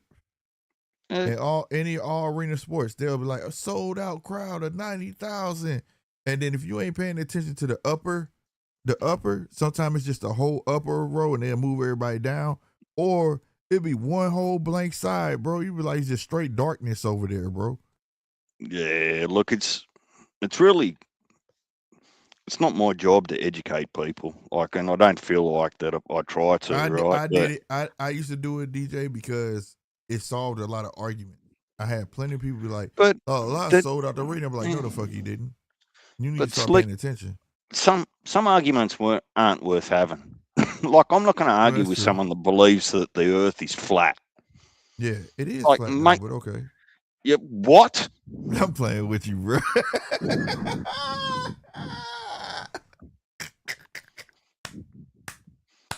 Let the record show I finally got DJ. Boy, he was finna talk. He said, "What? Hold on, what the fuck?" Man, you're about to get some special treatment, Slick, if you're going to go 10 toes down on that statement. Oh, that, hey, y'all. all that shit he just said about not arguing with people about the earth was flat. He was finna go off on my ass like, "Fuck you. What the fuck you talking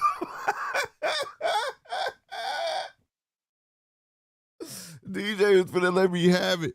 He was finna go off on me. What the fuck wrong with you?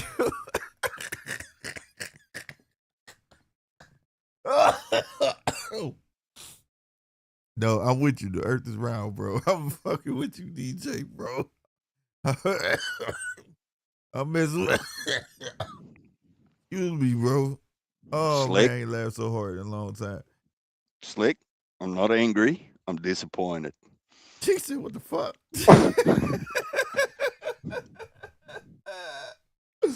Oh, you stopped mid-word, y'all. Mid-word. Yeah. What the fuck? Hold on. Reverse. What you say? What you talking about? Oh my God. Oh. Look, 913. What, DJ? The earth is not flat? Never knew. That's because Nine can't see past the chicken wings he's inhaling right now. Oh my God, bro. Okay. Dang, he caught on that shit quick, bro. I thought it was gonna go over your head for a minute and then he was gonna come back to it. He caught that shit. Oh, no. I'm sorry, it's so funny to me. I don't get you off the DJ, but I got you right there. All right, continue, DJ. I'm sorry. That shit was funny. It was just surprise, Slick. I like to think you're better than that. I am, bro. So, where were we in some sensible talk? Oh, Hang on. shoot. Let me just get this off my chest. Go ahead, Right? man. Go ahead. So you got these astronauts out there, way out there, right, taking pictures of Earth. Well, why is it that you can't see all countries at once? Because if the motherfucker was flat, shouldn't you be able to see that far up, that far out, every single country at once? Yeah, you should, bro. It should be like a big ass square, bro. Or a long ass rectangle. I swear, man. People they sit there and make all these weird shits. Well, the lens is round, so of course it's gonna film the earth round. I'll be like, shut the fuck up, bro. When you take a picture, they don't be round. Like, I'd have been arguing with these motherfuckers about this shit for years, bro. Oh my God. Listen, That shit is hilarious. Hey, what did my grandmother say? Never argue with an idiot, because someone listening to the argument doesn't know which one is the idiot, you or them. Oh wow. Hey, you know what? I like that. I like your grandma. I like the way she put that. Hey, 913 said he got to ask you a question. Oh, he's going to be on some demon time. I'm just going to ignore Nine. He said, how round is the earth? How round is it? Oh, my God. My God, bro. I finally got DJ. DJ said, what the fuck? Oh, man, you going to play this shit back the way you said it. You was so sincere. Like, so serious. Like, hold on, motherfucker. No, you didn't. Hold up. I thought I liked you, man. I don't like you no more, bro. Yeah, look, Shit. I don't want to see that fucking popping up in a short in a week or two time. Slick. I ain't gonna do you like that, man, but I got you that time, bro. I got you. What is it? It's not a competition. Let's get back to some boxing anyway. Nothing much on this weekend, is there? Nah. Big Baby and hold on. That's it. No, it's another card on around the same time on the zone. Or if I remember correctly. We got the Big Baby Miller fight and we got Banks fighting the Paulininius. I can't fucking pronounce his last name. But that comes on the same time. Exactly the same fucking time. To be honest with you. One fight is in Denmark and the other one is in Las Vegas. I'm hoping to be back for the Big Baby fight tomorrow. My big guy cheer competition. So hopefully, and I'm doing a turnaround. I'm not staying out there this time. I'm getting up early in the morning, take her out there. We're going to the cheer competition. And now I'm being Kansas City more. Damn, I'm late as fuck telling this boy this shit. This man this shit. My bad, I mean call you boy. But yeah. What'd you say? You're gonna be in Kansas City tomorrow? Yeah, I'll be in Kansas City tomorrow for my daughter had got a cheer competition out there tomorrow. So, but I'm doing a turnaround. Usually we stay out there for the weekend, you know what I'm saying? But I'm doing a turnaround tomorrow because I got a bunch of shit to do this weekend. So, well, I'm Slick. I'd put whatever you think that you're going to do when you get home just on pause. Because if you hook up with 9, there's going to be a bar in the conversation, and that bar is going to be about 8 hours worth of conversation. It ain't even just one bar, boy. You hook up with fucking goddamn me, 9, goddamn me. It's gonna be 4, 5 bars.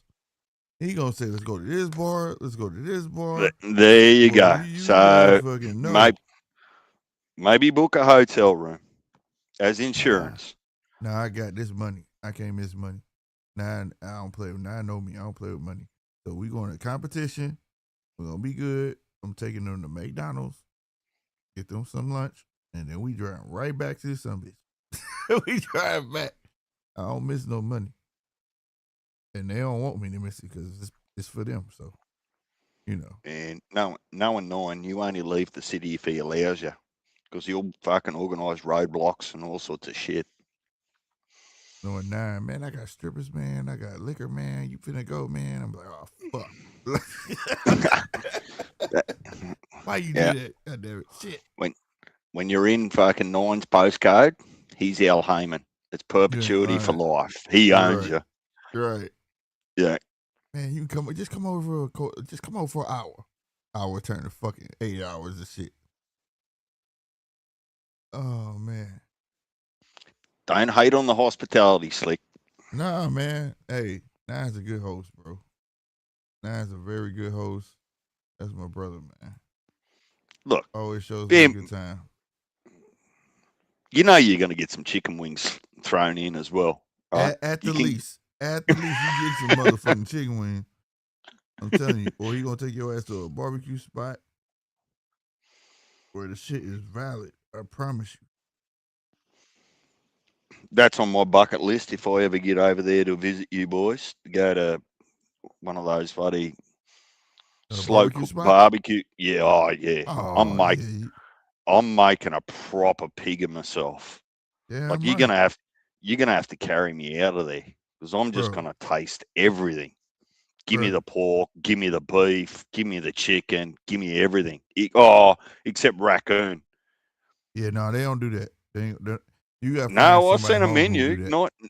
Nine sent me a thing about some of the tradition and the history there, about it, how it all come about, which I actually found was quite interesting. And then, like when you have a look through some of the restaurants there, it wasn't raccoon; it was something else that was like a opossum. Yeah, That's what it possum. was. Yeah, possum. I don't Man, fuck with it. I don't fuck with it. yeah, I ain't eating that shit. That's some shit my grandma, grandpa, all that shit. I don't fuck with that. I don't fuck with raccoon, and I don't fuck with possum. Now I fuck with rabbit though. See, I got tricked with the rabbit. My grandfather had cooked some rabbit one time, and I was like, They "Damn, what kind of grease you use, man? This shit greasy as fuck." He was like, "It's good though, huh?" I said, "Yeah, it's good." And I ate. He waited till I got done and told me, "Boy, you just ate rabbit." I was like, "What the fuck?" Like, no, like how you it, said it. What the fuck? And yeah, ever since look it. then, I'll eat a rabbit. But yeah, I ain't fuck with no possum, no raccoon. Fuck that shit. You can't. You can't eat wild rabbit here in Australia. Not anymore. They you Uh, used to be able for to, but real? not anymore. They No, they because endangered?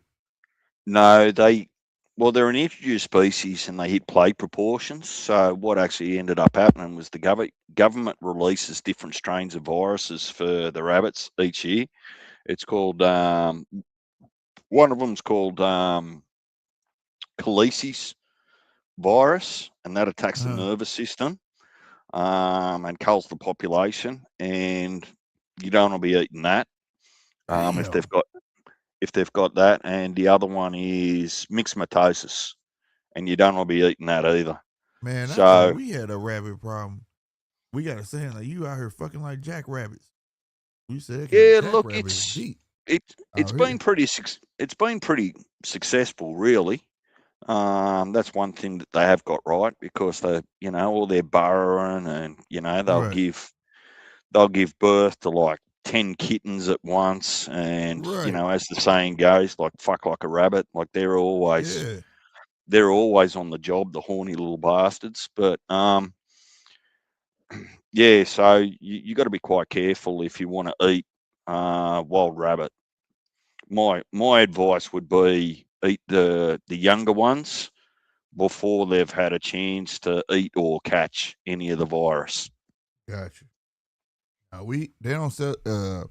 Depending where you at, you could buy rabbit in stores, but you ain't gonna find rabbit in stores out here. Like I gotta drive out to a rural town and buy it in the stores. Oh, But like when you you can hunt them buy here. safe rabbit here for human consumption for sure, like from Oh, okay. supermarkets and butchers Yeah, and those sorts of things. But they're out of a controlled environment, like a rabbit farm sort of thing. Just the gotcha. wild ones are a bit different. Yeah, yeah. It tastes different too. Yeah. Yeah, we hunt deer and all that shit, but like, yeah, rabbit. But that raccoon shit, that possum shit, fuck that shit. No, no, no. I ain't fun with that shit. I ain't fun with that. But like everything else, yep, I fuck with it. Barbecued, I'm messing with it. And I eat deer. Deer good. Venison. Deer good. Yep. I fuck with it. Yeah. A Deer lot of people sausage, eat it. I'm on it. I Yeah, love a it. lot of people eat them over here, hunt them and, Mm. cut them up, mince them, eat this, back straps, all that sort of stuff. So Hell that's not yeah. uncommon. Yeah. But no, But we barbecue pretty much everything. they don't carry diseases. That's No. the difference. Right. So But hell what yeah. No. wild pig over here, don't eat that. Hell no. No? No. You could die from 20 things Oh from fuck. the diseases of feral pigs over here in Australia. Damn.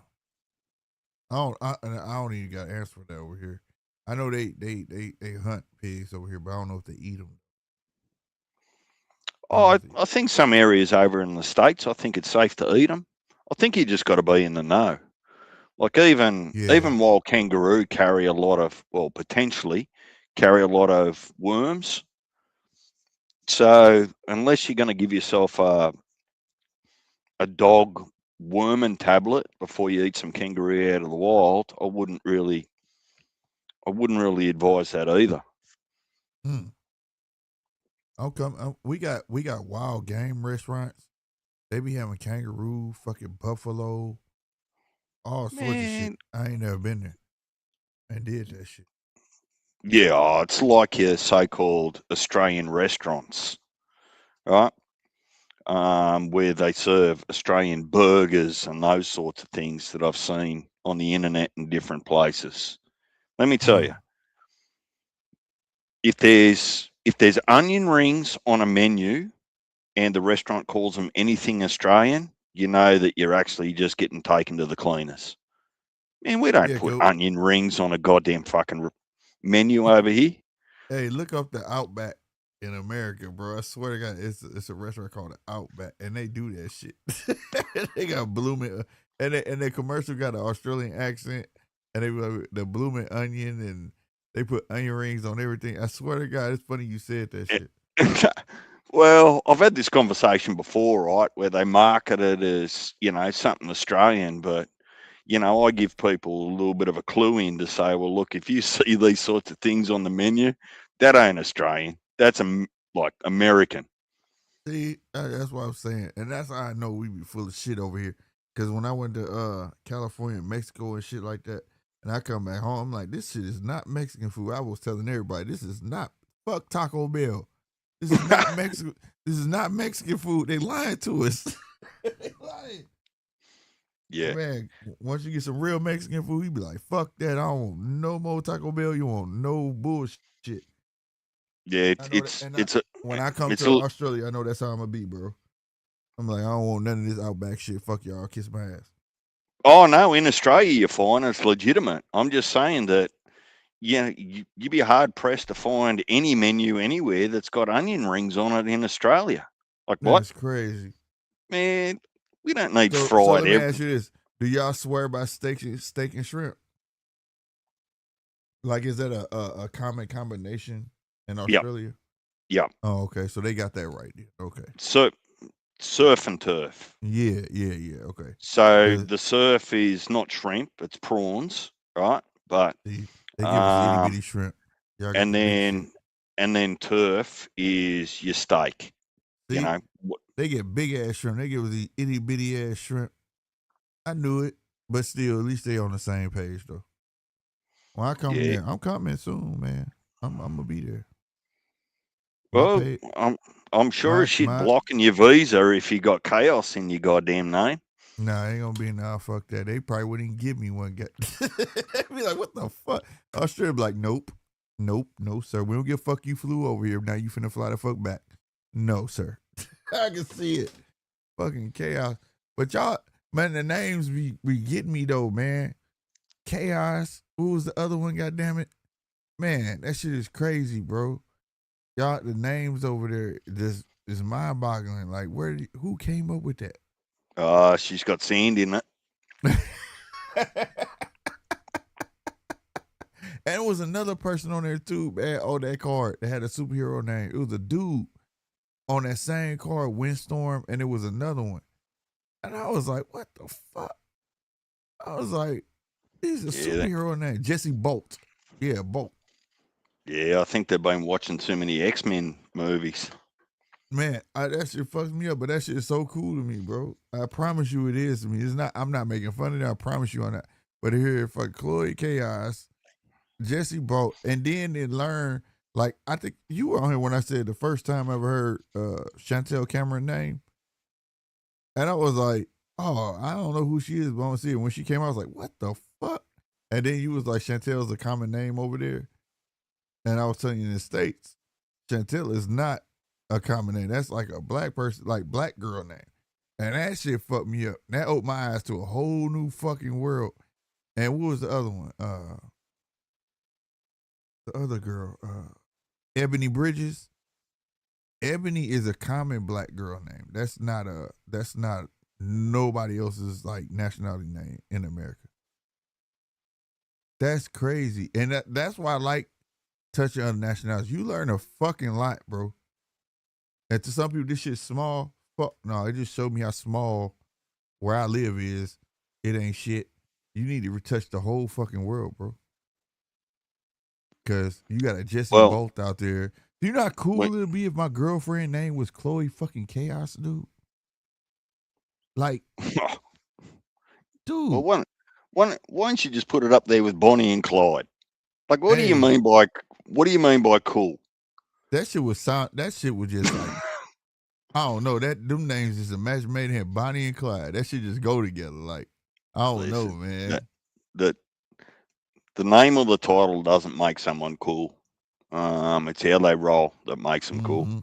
Because for all of these X-Men, buddy, Sandstorm and all this other stuff, you can have the coolest name and get your ass fucking slept in round one. That's a fact. That's a fact. And then your nickname don't mean shit. Right. Well, now I done walked up on your ass. I told you, Deej. I told you. Oh, here we go. Here we go. Hey, man, I'm here for a good time, not a long time, man, because I'm in the middle of something. You know what I'm saying? But I told you, Deej, bro. Give me his proper the intro. Australians really, really are like African Americans. Same names, everything. Nigga, well, don't it's you know? actually to hold on. prove Let me stop both of y'all. 9. Huh? Like 9. What? Okay. If I had to pick DJ some proper intro music, what would it be? Shit, I got to think about that. You for real? Nigga, it'd be probably some kind of rap song or some kind of like soulful. Yeah. It's hard out here for. Ah, hell yeah! Hard out here for a pill. Look at that. Or that. Whoa.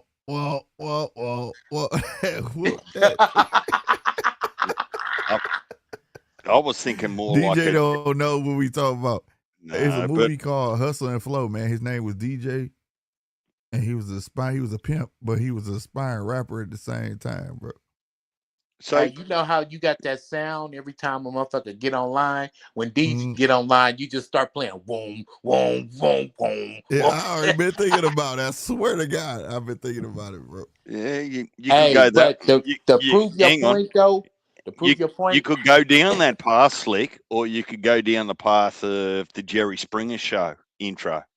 Oh my Hey, God. Chantel is an African American woman's name, Deej. Yeah, but no. You know what Chantel Cameron is, right?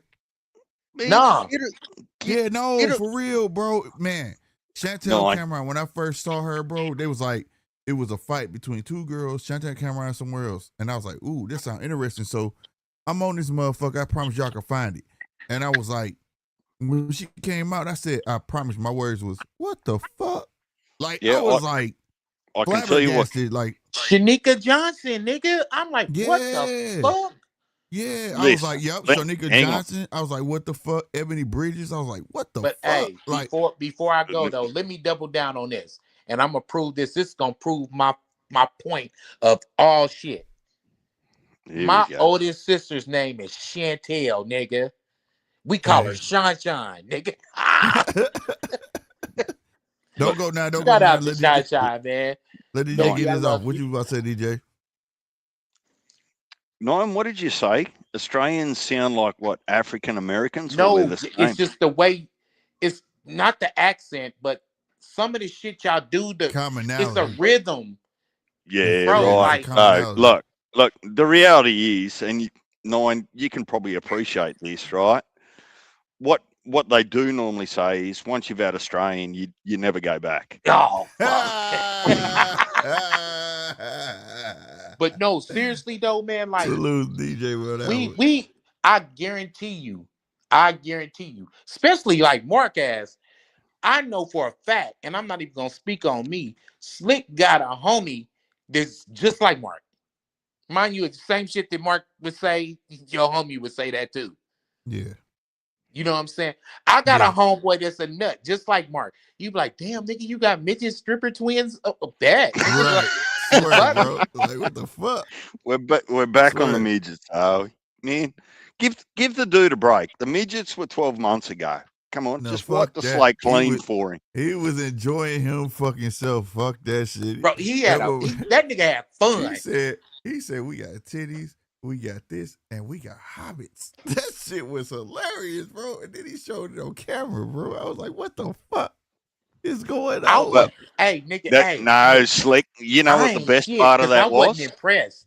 I wasn't impressed with shit until he said, we got hobbits. I was like, I want to go. I want to go. I want to be there right now, nigga. I wasn't impressed. Nigga, you kicking it. Yeah, he had a circus in the house. Punch put his visa application in an hour later. Right. He did. Yeah, no, Slick, the best part about that for me was the man felt like he had to apologize for it the next day. Nah, motherfucker, I'm giving you a high five. Right. Bro, like Mark is in the Hall of Fame. He was apologizing. I said, no, because he was like, he was going to show it. And I was like, no. He showed it. And he was like, because he had titties out and everything. Oh my God, I got to delete this motherfucker. And I know you don't want to hear this, bro, but it's two people in the Hall of Fame. It's two Hall of Famers. It's me and Mark, in my humble opinion. Man. The T-shirt, Hall of Fame shit. Mark.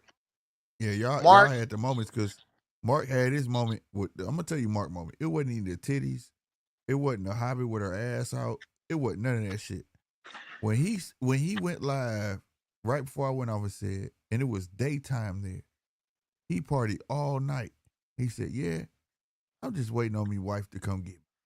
I said, what the fuck? You get to do that? Nigga, I would have, nigga, fucking with Coco, nigga. Fucking with Coco, nigga. Look, Slick, that's what over here, what we call men's mental health, right? I love it. You go and hang out with your friends for your own emotional and mental well-being. Just go and do that. It's necessary, right? Yes. It's a little bit like what we call exercising, right? Yeah. If you shock the system, right, and it's not seasoned, it's not fit for it, nah, fuck that. You've got to do it all the time. Right? See, let me tell you something. Man, let me get my ass up out of here. Hey, I know I ain't trying to cut y'all off, but I'm on 17%, my nigga. Huh? What'd you say? I'm on 17%. I'm on 17% on my phone. Always dying, bro. Well, I know, right?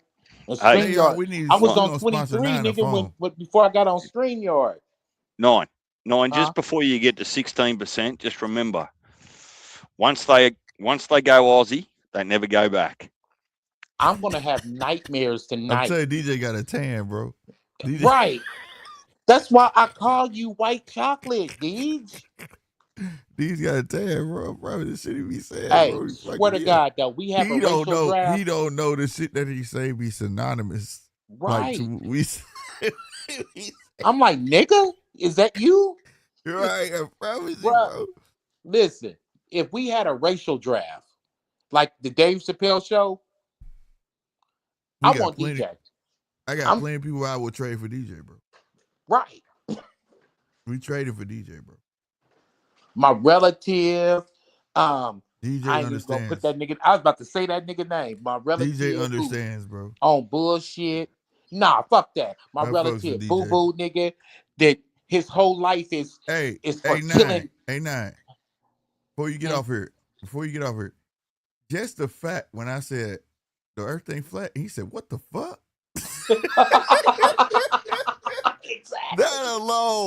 That alone sold me, bro. He stopped mid-word. What the fuck? Hold on. He was gonna let me have it, bro. I thought that was my moment. I was trying to instigate some shit in the chat, and he just blew past me. He's like, I'm not, like, I don't got time for you right now, Nine. I ain't got time, had bro. Me dying with that, bro. The way he sounded so sincere, like, nah, fuck this shit. This motherfucker can't believe this. I can't. Well, let me get my ass off of here, man. Wrap up, man, so I can get to this charger, man. Hey, but I'm gonna hit y'all in a little bit. But I got you. All right. That he didn't hear me. This is chicken, y'all. He got some chicken on that smoker. He's trying to get to it. Man. Oh shit. I want to start a GoFundMe page for Nine. Right? For a new phone? Yeah, get a phone that actually charges past 15 and 20%. We gotta sponsor him a phone, bro. He's still on the phone. He don't even know he's not on the phone. What you're gonna hear in a minute is nom nom nom nom nom nom nom nom nom when he attacks those chicken wings. Chicken wings. He don't even know he's still on the phone. We in his pocket right now. See? Yeah. Hang on. I'll just go on mute and I'll ring him and tell him. Yeah. Hang on.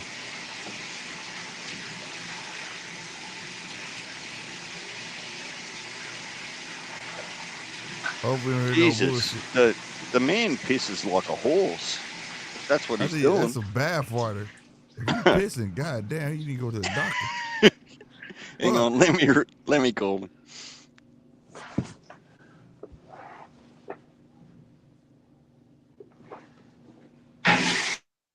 I gotta go to Australia. I'm telling you, I'm going to Australia. I'm gonna fuck with DJ Mark. I'm gonna go to next time I go to California. I gotta make a stop in San Diego. Fuck my boy Talker SD. Man, I gotta make some stops, bro. Because I'm gonna be real with y'all, man. Why did you doing that? Man, get out in life, bro. Tell me, get out y'all bubble. All that shit. You'll have to kick him off, Slick. You'll have to kick him off. All right. I'll kick him. I don't want to hear nothing wrong. All right, I got him off. But yeah, go out and out y'all bubble, man. I promise you. Meet the world, bro. Meet the world. I'm coming to Australia. I promise you I am. I keep looking on YouTube. My daughters already know. They think they we going to Australia? Yeah. I'm gonna go first. And then y'all Nah, look, I'm going first. No, I reckon bring him. Man. Bring him. There's depending on what you want to do, like I've always said, Australia's no different to the United States, right? You can't do the United States in 4 days, right? Right. Yeah, I've been looking at Brisbane. And then I was looking at the Gold Coast. I've been looking all over on YouTube, like people who moved there from America, and so that's how you see the real shit. You know what I'm saying? And I've been looking all that Perth, the big opera house thing, and all that shit. My goal is to really go out my country. I've been all over my country, and I ain't gonna lie, I'm sick of it. More than once, I've been all over this motherfucker. I need Yeah. to leave. I want to experience other cultures and other Yeah. things. Real talk. Sometimes it's humbling, right? Sometimes I think it's a reality check. Like you go to other countries, you run the risk of sitting in your own country saying, look, we're in a terrible shape, everything's going to shit, this, that, and whatever else. And you go to another country and you go, well, shit, actually, they've got it worse than I have. Right. You know, Right.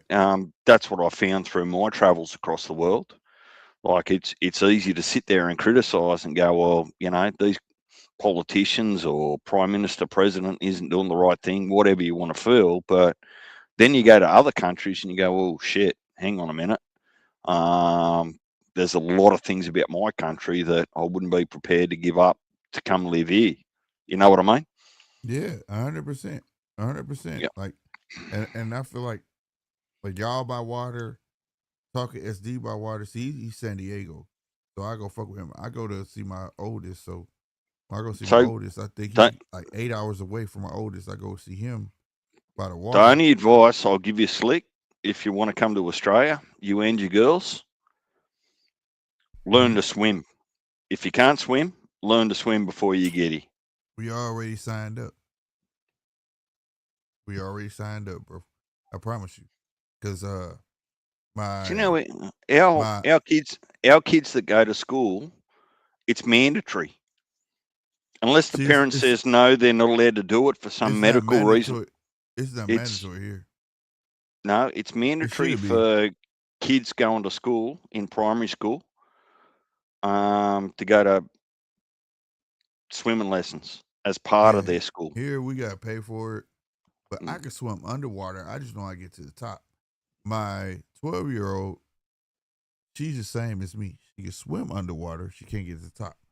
My 9-year-old, she is a fucking daredevil. That motherfucker just jump in the deep end like fuck it. If I die, I die. Goddamn it. That The- motherfucker. I'm like, yeah, we gotta teach you some shit. You can't just So keep doing that. the only reason I say that is I only need you to be the second slowest swimmer Okay, because the but slowest swimmer is the one that gets eaten by a shark. goddamn, that's fucked up. Tell me I'm wrong. I mean, but shit, that works though. I mean, yeah. I mean, shit, my kids, fuck that. You know what Don't I'm have to be saying? the smarter, like the Right, fastest. You only right. need to be the second slowest. Yeah, no, on everything. That. Hey, on everything I love. That's something I give up. All my kids live shit. Send them home, DJ. You know what I'm saying? Uh, Like, you know what I Look, mean? But like just on yeah. everything, that's I get that up in a heartbeat for them. But like, no, we already signed up, and I told them. My 9-year-old, like, hell yeah. My 12-year-old, she like, I don't want to do it, and I'm like, I'm doing it, and she's like, okay, I'll do it then. So we all gonna get our swimming lessons in, and you know what I mean. But because Because Australians aren't one of those very practical joke sort of cultures that if you go fishing out in the middle of the ocean, they think it's funny that they'll just drop the shoulder and bump you overboard. Australians y'all do don't that. do that. Right? Oh, okay. Okay, Yes, we okay. do. I We know you do. do. I know. But That's why I say, we, yeah, okay. we, Y'all we do. don't do it. We don't do it to people that we know that can't swim. Yeah. No, we gonna go learn. All right. We signed up for FISS. It's called FISS, FISS swim school. So we finna do that. And hopefully the best come out of it. You know what I'm saying? Me at my age, I should Oh, have been knew how to fucking swim. might save your life But one my day. You grandma never didn't throw know. me. My grandma didn't get the chance to throw me in the pool. So like that's how my grandma's half Native American. So like, I don't know if y'all know the history of Native Americans where they just threw their babies in the water. You know what I'm saying? And babies naturally know how to swim. So like they ain't do me like that. But my sister, they threw her in there and she been know how to swim ever since. No, that's not how they teach you to swim, Avery. They For get real? you no, they get you water confident. So they'll give you some flotation advice, like and just let the kids be used to being in the pool and use a flotation device, and then they get them used to putting their head under the water, That's right? what fish do. Yeah, they give all us a all those tour on sorts. it. So it's a progressive thing. In, But in, in Indian in the Native American culture, like back in the day, way back in the day, they just threw motherfuckers in the water as babies. And babies and in some places they still do that. Like it's a natural, believe it or not, it's a natural thing for a baby to know how to swim. Like I throw him in the fucking I water, did that motherfucker get to moving his arms and be floating and swimming on his back. You know what I'm saying? I And tried that one slick. It cost me a wristwatch. what? What? Mm? How did it cost you a wristwatch? Hold on, I'm Well, confused. I threw my dog in the pool Your because dog dog. swim right, and that Right. silly looking idiot just sunk to the bottom. Oh my God. What? Are you So serious? yeah, so I dive in the pool to retrieve my dog with my wristwatch on that wasn't 100% Right. waterproof. I saved my dog, but ruined me watch. Oh my goodness. Like what dogs don't know how to swim? Right. You ain't Show, lying. I thought all dogs knew how to swim. I thought it was a natural ability. man, I reckon he was just a lazy motherfucker. I'm not God doing shit. damn. I'm gonna sink to the They threw bottom. my I'm mom gonna wouldn't make let my grandma no let me effort. do that. But my sister, she got thrown in there and she been swimming like a fish ever Mm, since. I wish they would let her do me like that. God damn it. Because when you're a yeah. baby, you don't have no fear. You know what I'm saying? Like, you just like, okay, adapt, motherfucker. Like, let me figure this shit out. Like, whatever. But of course, somebody's in there with you. They don't just throw you in there like, if Mm, that motherfucker drown, fuck them. You no, know what I'm saying? Somebody in there with you, but, they didn't do me like that. So, but I could okay. swim, literally, I could swim underwater. I just can't figure I get to the top, man. Well, That's why I told him, you you, got to teach me you that shit. what? You just choose not to breathe? I want to go to the top. I don't know how to go there. Like, I don't know how to go there. Like, whatever. And my 12-year-old do the same shit. She swam clean across the pool underwater. But when you say come to the top, she don't know what to do. And I don't either. My 9-year-old, No. like I say, she just a jump in that motherfucker. She don't care. My 9-year-old is like my sister. She's real outgoing. Excuse me. Bless me. She's real outgoing. She's going to be the bungee jumper. She's going to be So all of that shit. You know what I'm saying? just check your views, Slick, because I'm not looking at YouTube at the moment. Are we losing your audience talking No, we about? not losing. No, we good. No, we good. It's right on my first one. We cool. We cool. They wasn't up there like that anyways, but Oh, it look, looked I like just sometimes you run the risk of hijacking the channel and it. losing your Man, this views. And channel has always been, we at 40, but it's the average anyways of on Fridays, unless it's a fight or something. But like, um, this show has always been predicated on boxing and bullshit. So, you know what I'm saying? Like I say, you can't just be all stalemate boxing. You gotta have some fun too, right? But and I'm also predicated too though on I don't pander. So you know what I mean? Like the people who watch us that genuinely enjoy us, that can relate, those are the fans that I really, you know what I mean? So that's no hate to that want straight people who want straight boxing. It's just to say that sometimes we gonna stray away from boxing, get away from the monotony, and we gonna have some real conversation Sometimes it's gonna be funny conversation, and it'll be boxing. You know what I mean? yeah, well, today it was get DJ. Earth's flat. Nah, Not you got me. nines coming in. I'm on to you, boys. You know it's You not be going to be catching me. forgotten. See, you be catching me with the jokes, and I love jokes. 'Cause I'm such a serious person, and your jokes be on point, and you be having me laughing. And I finally got you, and I'm not a joke teller, and I was happy that it landed right. I'm gonna be real with you. So like, for you to stop mid sentence, it was like, what the fuck? Hold on. that blew me away, bro. That made my fucking day because I had a hard week. And that, I'm going to tell you, that made my fucking day. You was like, yeah, and what the fuck? Hold on. What'd you say? Like, he was like, I know he didn't say that shit. Like, yeah. But no, I've been in my arguments with flat earthers and Antarctica and all that dumb shit. And I'm just like, come on, bro. Like, what does it matter? I don't give a fuck. Antarctica. Yeah, they flat earthers say that the reason they want us. Okay, I don't know if you know because you in Australia, but us in the Americas, they believe the reason they want us to see the Great Wall in Afghanistan. Not, I'm about to say Afghanistan, Antarctica, is because they don't want us to see the true horizon. So like if you go to Antarctica, right, and you try to see like your scope, like say you got a telescope, right? They try to say that you can see the Earth going straight across. You can see far as ever you want to fucking see. But the people who say that are dumb as fuck because they be like, they'll come out with argument. That's why the government don't want us to see over the Great Wall. Okay, if the government don't want to see over the Great Wall, then why the fuck you telling people that you can see far as you want to see, like you seen it before? Like it be this dumbass argument. Like stop playing, bro.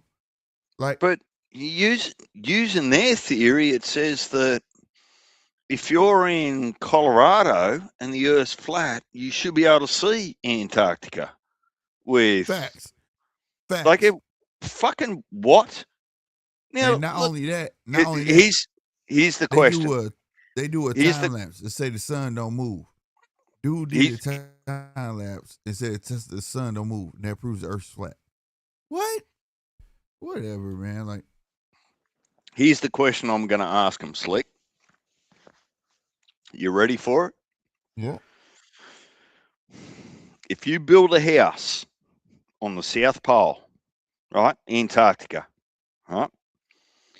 If you build a house and a rooster lays an egg on top of your roof, which way is that egg going to roll? It's going to roll, period. Which way is that egg going to roll? I'm going to be rich. I don't know, but it's going to roll. It ain't going to just sit still. Like there's no Slick. rhyme. I've just got you. Payback in the best possible form. You did. How many roosters lay eggs, Slick? Oh my God. No, you never lied. Roosters don't lay fucking eggs, bro. All right. You got me. You got me. I gotta pay attention. I gotta pay attention. Hey, that was a good one too, though. Cause I want to bring something I used to do on my other channel, but that's later on. Once we get to 2,000 subscribers, I want to bring my riddle shit back. Riddles for cash. I used to do that shit all the time. I got a heap of them. Well, I used to have a heap of them, like little things like that you have at the bar with your friends and different people. Yeah. Like you bet them a drink. No, Sam, me and you gonna talk because I love riddles, bro. That's like one of my things, and I get my girls they'll take all week to figure this shit out, and I tell them that they get extra $10 on their allowance or whatever. You know what I mean? So like, yeah, don't say none of them. But I love that shit. And on my other channel, I would do a riddle, and the first way to get it, $10, Cash App, or whatever. It's just fun. But like, no, most of your riddles, you have to set some rules, right? You're only allowed to ask yes or no questions. Yeah. Like to get it's to always it, rules. right? Yeah. No. There's always rules. And then I used to do. I had one point in time, a person would come on the show, right? I asked them a question, and I'd be like, "This question worth $20." And if they couldn't get it, they had to spend $10 of it to get a hint. You know what I mean? And then they end up getting $10 out of it. But if you knew it, you got $20 out of it. But it was just all in fun. It was just something I used to do. You know, I was asked stuff like how many flowers. The one I'm gonna tell you the one I'm gonna tell you one because I'll never do this one again. Most people don't know there are flowers on Oreo cookies. And let me tell you something. Just because nobody got it right. I won't ask it. But it's so easy to get. How many flowers are on an Oreo? There's flowers on an Oreo. And nobody knew that. And I was like, what? So you just be putting shit in your mouth and don't look at it. Don't. But nobody ever got it.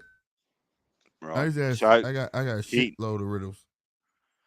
Well, here's one for you or the audience, right? Mm. Just as a taste test. I don't care whether you want to call it a cruise ship or a yacht or a cruising boat, whatever, right? You've got a boat. We'll call it a boat, right? On the water, right? And over the side of the boat, you've got a ladder that helps you get out of the water and into the boat, right? Okay. And there is 3 steps between the top of the ladder and the bottom of the ladder to the water, right? That are 1 foot apart. Okay. Right. So every step that you take up that ladder is 1 foot apart. Right. 3 of them. Now, if the tide is rising at 1 yard per hour, how long is it going to take the water to reach the top step?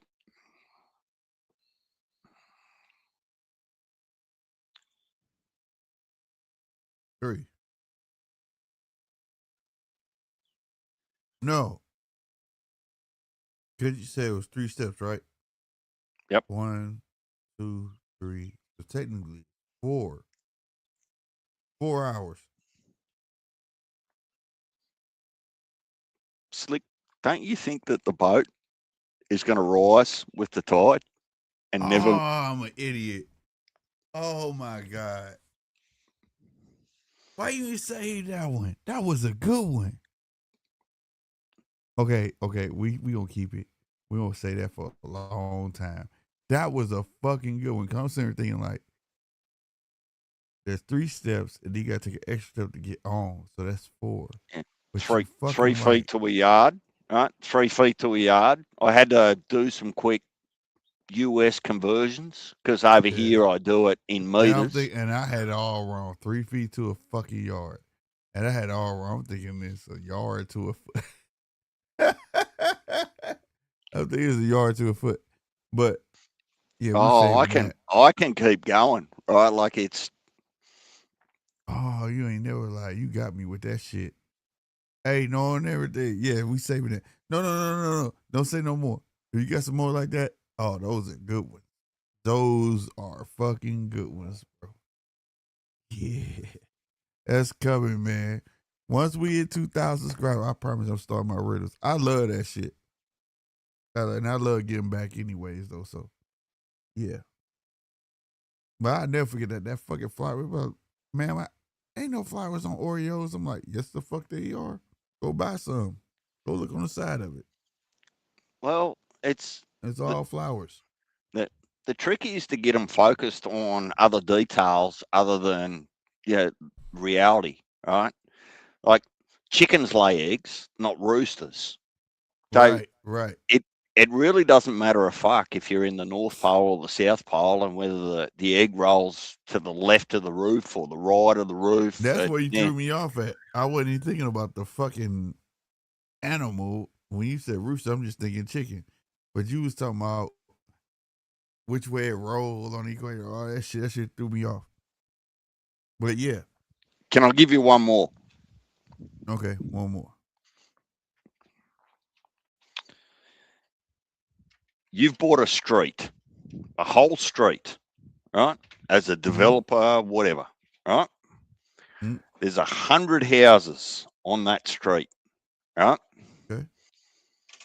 And as part of your contract or your deal, you've got to put numbers on the letterbox of every house, right? Okay. How many number nines, individual number nines, have you got to buy for 100 houses in your street? An example would be house number 9, house number 19. How many Right. number nines have you got to buy?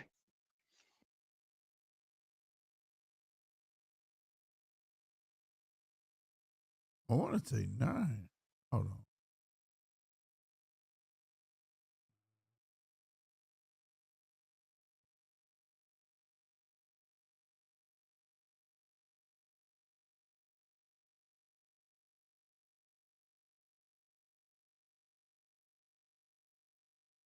Yeah. That would be 10, right?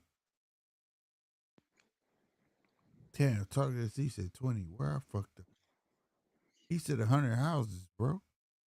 Yep. So 9 would be 1, 19 would be 2, Oh, I'm 29 would off. be 3. Yeah, I'm off. No, I was right. No, I Well, was right. Fuck well, that. walk me through it. What are you 9, thinking? 9? 9, Yep. 19, Yep. 29, Yep. right? 30, Yep. 39, Yep. 49, 59, Yep. 69, 79, 89, 99. That's 10. 90, 91, 92, 93, 94. Fuck you, bro. What the fuck? Damn, talking to this D, you smart. You know what? Talking to you supposed to be on my side, bro. God damn it. You right. Uh, I got a that's history. I got a history that's of some winning. bullshit. That's some bullshit, bro. Hey, There that ain't no what trick, got me, bro. Hey, that what got me, bro. I swear to God, bro. Oh shit. man. If I could draw like if I was able to draw pictures for you and your audience, You got me. man, I could go for hours. Oh, you got me. What the fuck? I was sitting there, I thought I was right. Like, what the fuck? Hold on, yeah, I'm right. 10. Well, people think they're smart and they go, "Oh, 99's 2, so that's 11." Hang on, Right. Right. hang on. What about 90, 91, 92? They're all Yeah. nines, right? Yeah, you right. You right. Yeah, you got some strong fucking riddles. I ain't had no riddles this damn strong. Boy, if I had these, they'd been mad as mouth. They'd have been mad at me like, yo, it's some bullshit. But no, these are worthy riddles though. Don't tell no more. Don't tell no more, DJ. You can text them to me. So once I'm we not hit going to text you 2,000, anything. I'm just okay, we gonna have DJ Riddle of the day. Win your ass $20. Cash app to you. And you can get this fucking riddle. I used to do this shit all the time on my other channel, bro. And people used to be like, "Why you do that?" I'm like, it's just fun. It's not for subscribers. It's not. It's just, just get back. yeah, look. I You know. my dad used to do it with me, and I do it with like other kids and bits and pieces. Like it's fun. Like Yeah. they sort of want to work it out, and even at bars, like if you're just with your friends or whatever, random stranger, and say, well, look, if you get this right, I'll buy you your next round, or you buy me the next round if you get it wrong. Those sorts of things, and it's not Right. meant to be about tricking people. It's just meant to be about just a little bit of harmless fun, right? Yeah. And that's how it was when I came up. My dad did the same thing, and it also sharpens the mind. You know what I mean? And I like stuff like that. I love shit like this, bro. I promise you. I love riddles. My girls come with riddles. I got riddles for them.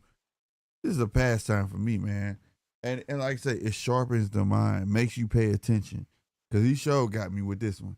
Now this one I'm finna tell my girls, and they don't know, but they finna be mad at me. They What a finna be what I what guarantee a they gonna say 10.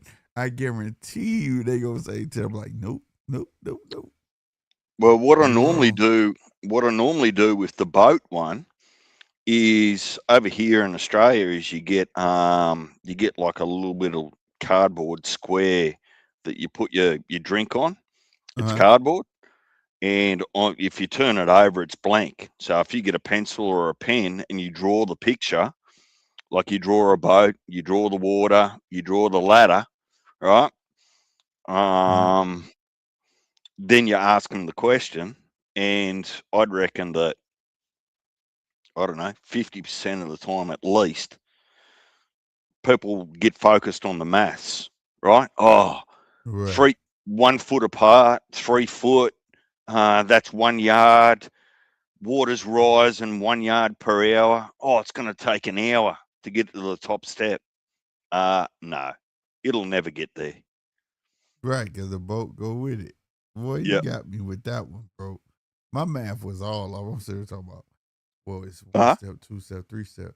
But he got to take that 4th step to get up there, so it's 4. Like, you had me on that. But my girls going to one thing I love about my girls, when I tell them they wrong, I promise you, the teamwork they do, they be like, all right, we got to figure this out. Fuck that. Daddy can't win. Like, they be full against me. They be like, you can't win. And they eventually get it. So I'm definitely going to tell both of these. I am. I promise you. Yeah, He look, said, I don't own it. if the earth were flat, why do ships disappear bottom first over the horizon instead of just getting small? I don't know. These motherfuckers think, let me tell you something. I don't understand why they don't believe in gravity. Like, gravity is a real thing, bro. That's not so much of a magic trick that they think.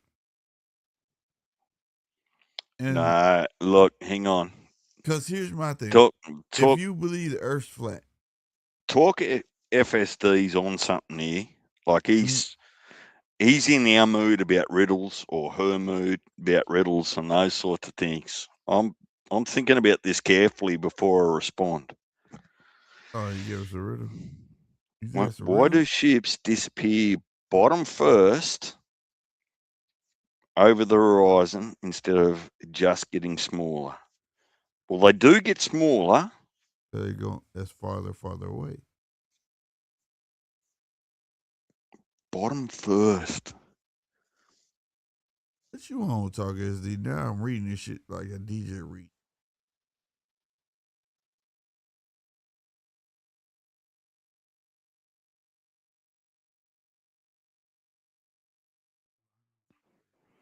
The trick in this for me feels like that you never see the bottom of a ship, period. It's under the Right. water. Or is it going like up?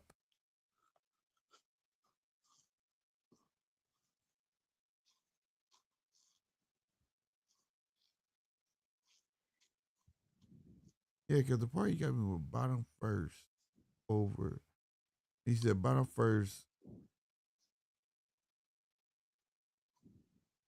over the horizon. That he I'm just trying to visualize it in my head. Like Me too. if you've got a big chimney stack or a big radar on top of your ship, and as it rolls over with the Earth's curvature, at Bro, that's a some good one. point, Because it looked like actually, if you at look at some it like, go ahead, my bad. Go ahead. at some point that big radar or antenna or ship's mast is going to get blocked by the bow of the ship as it gradually sails away from you or steams away from you, whatever it is.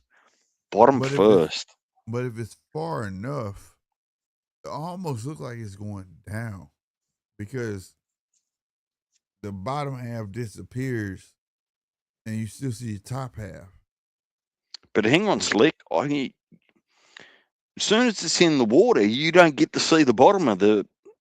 No, I'm talking majority of the ship. Like if you ever watch like a ship go towards the sun, it's almost like you just see where the people are. You don't see none of the side. You don't see none of the bottom. Of course, you don't see the bottom, but you get what I'm trying to say. You don't see the sides. You kind of just see the top level where people would be, and the antennas and whatever and so forth. Well, He said because he said like going over something around, right?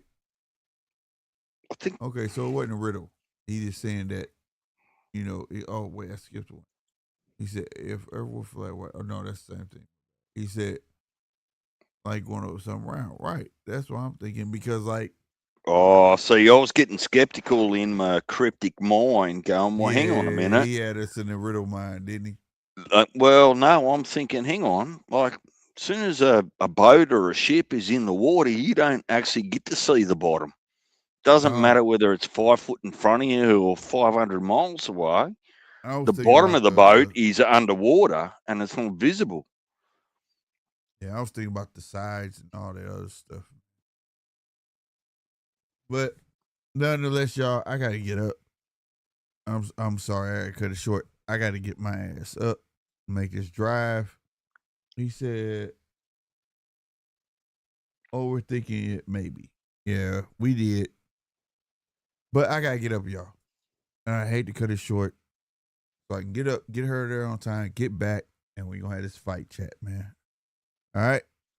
DJ, you showed up and showed out tonight, man. Salute to you, fam. I appreciate you.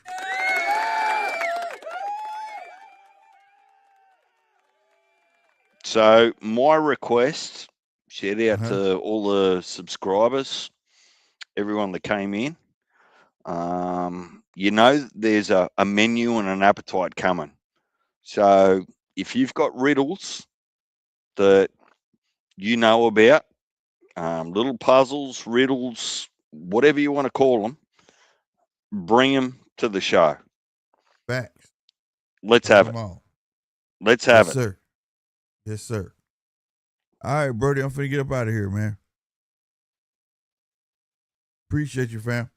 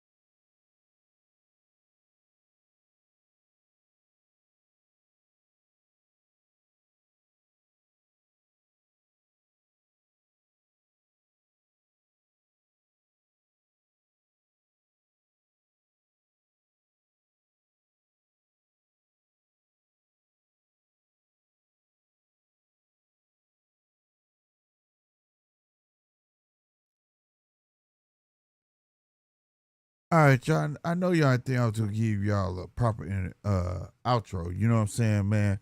Salute to everybody who came through, man. I appreciate y'all, man. No doubt. Everybody who hit that like button, man. Much love. You know what I'm saying? If you hit the subscribe button, man, really, man, y'all just don't know how much you helping your boy.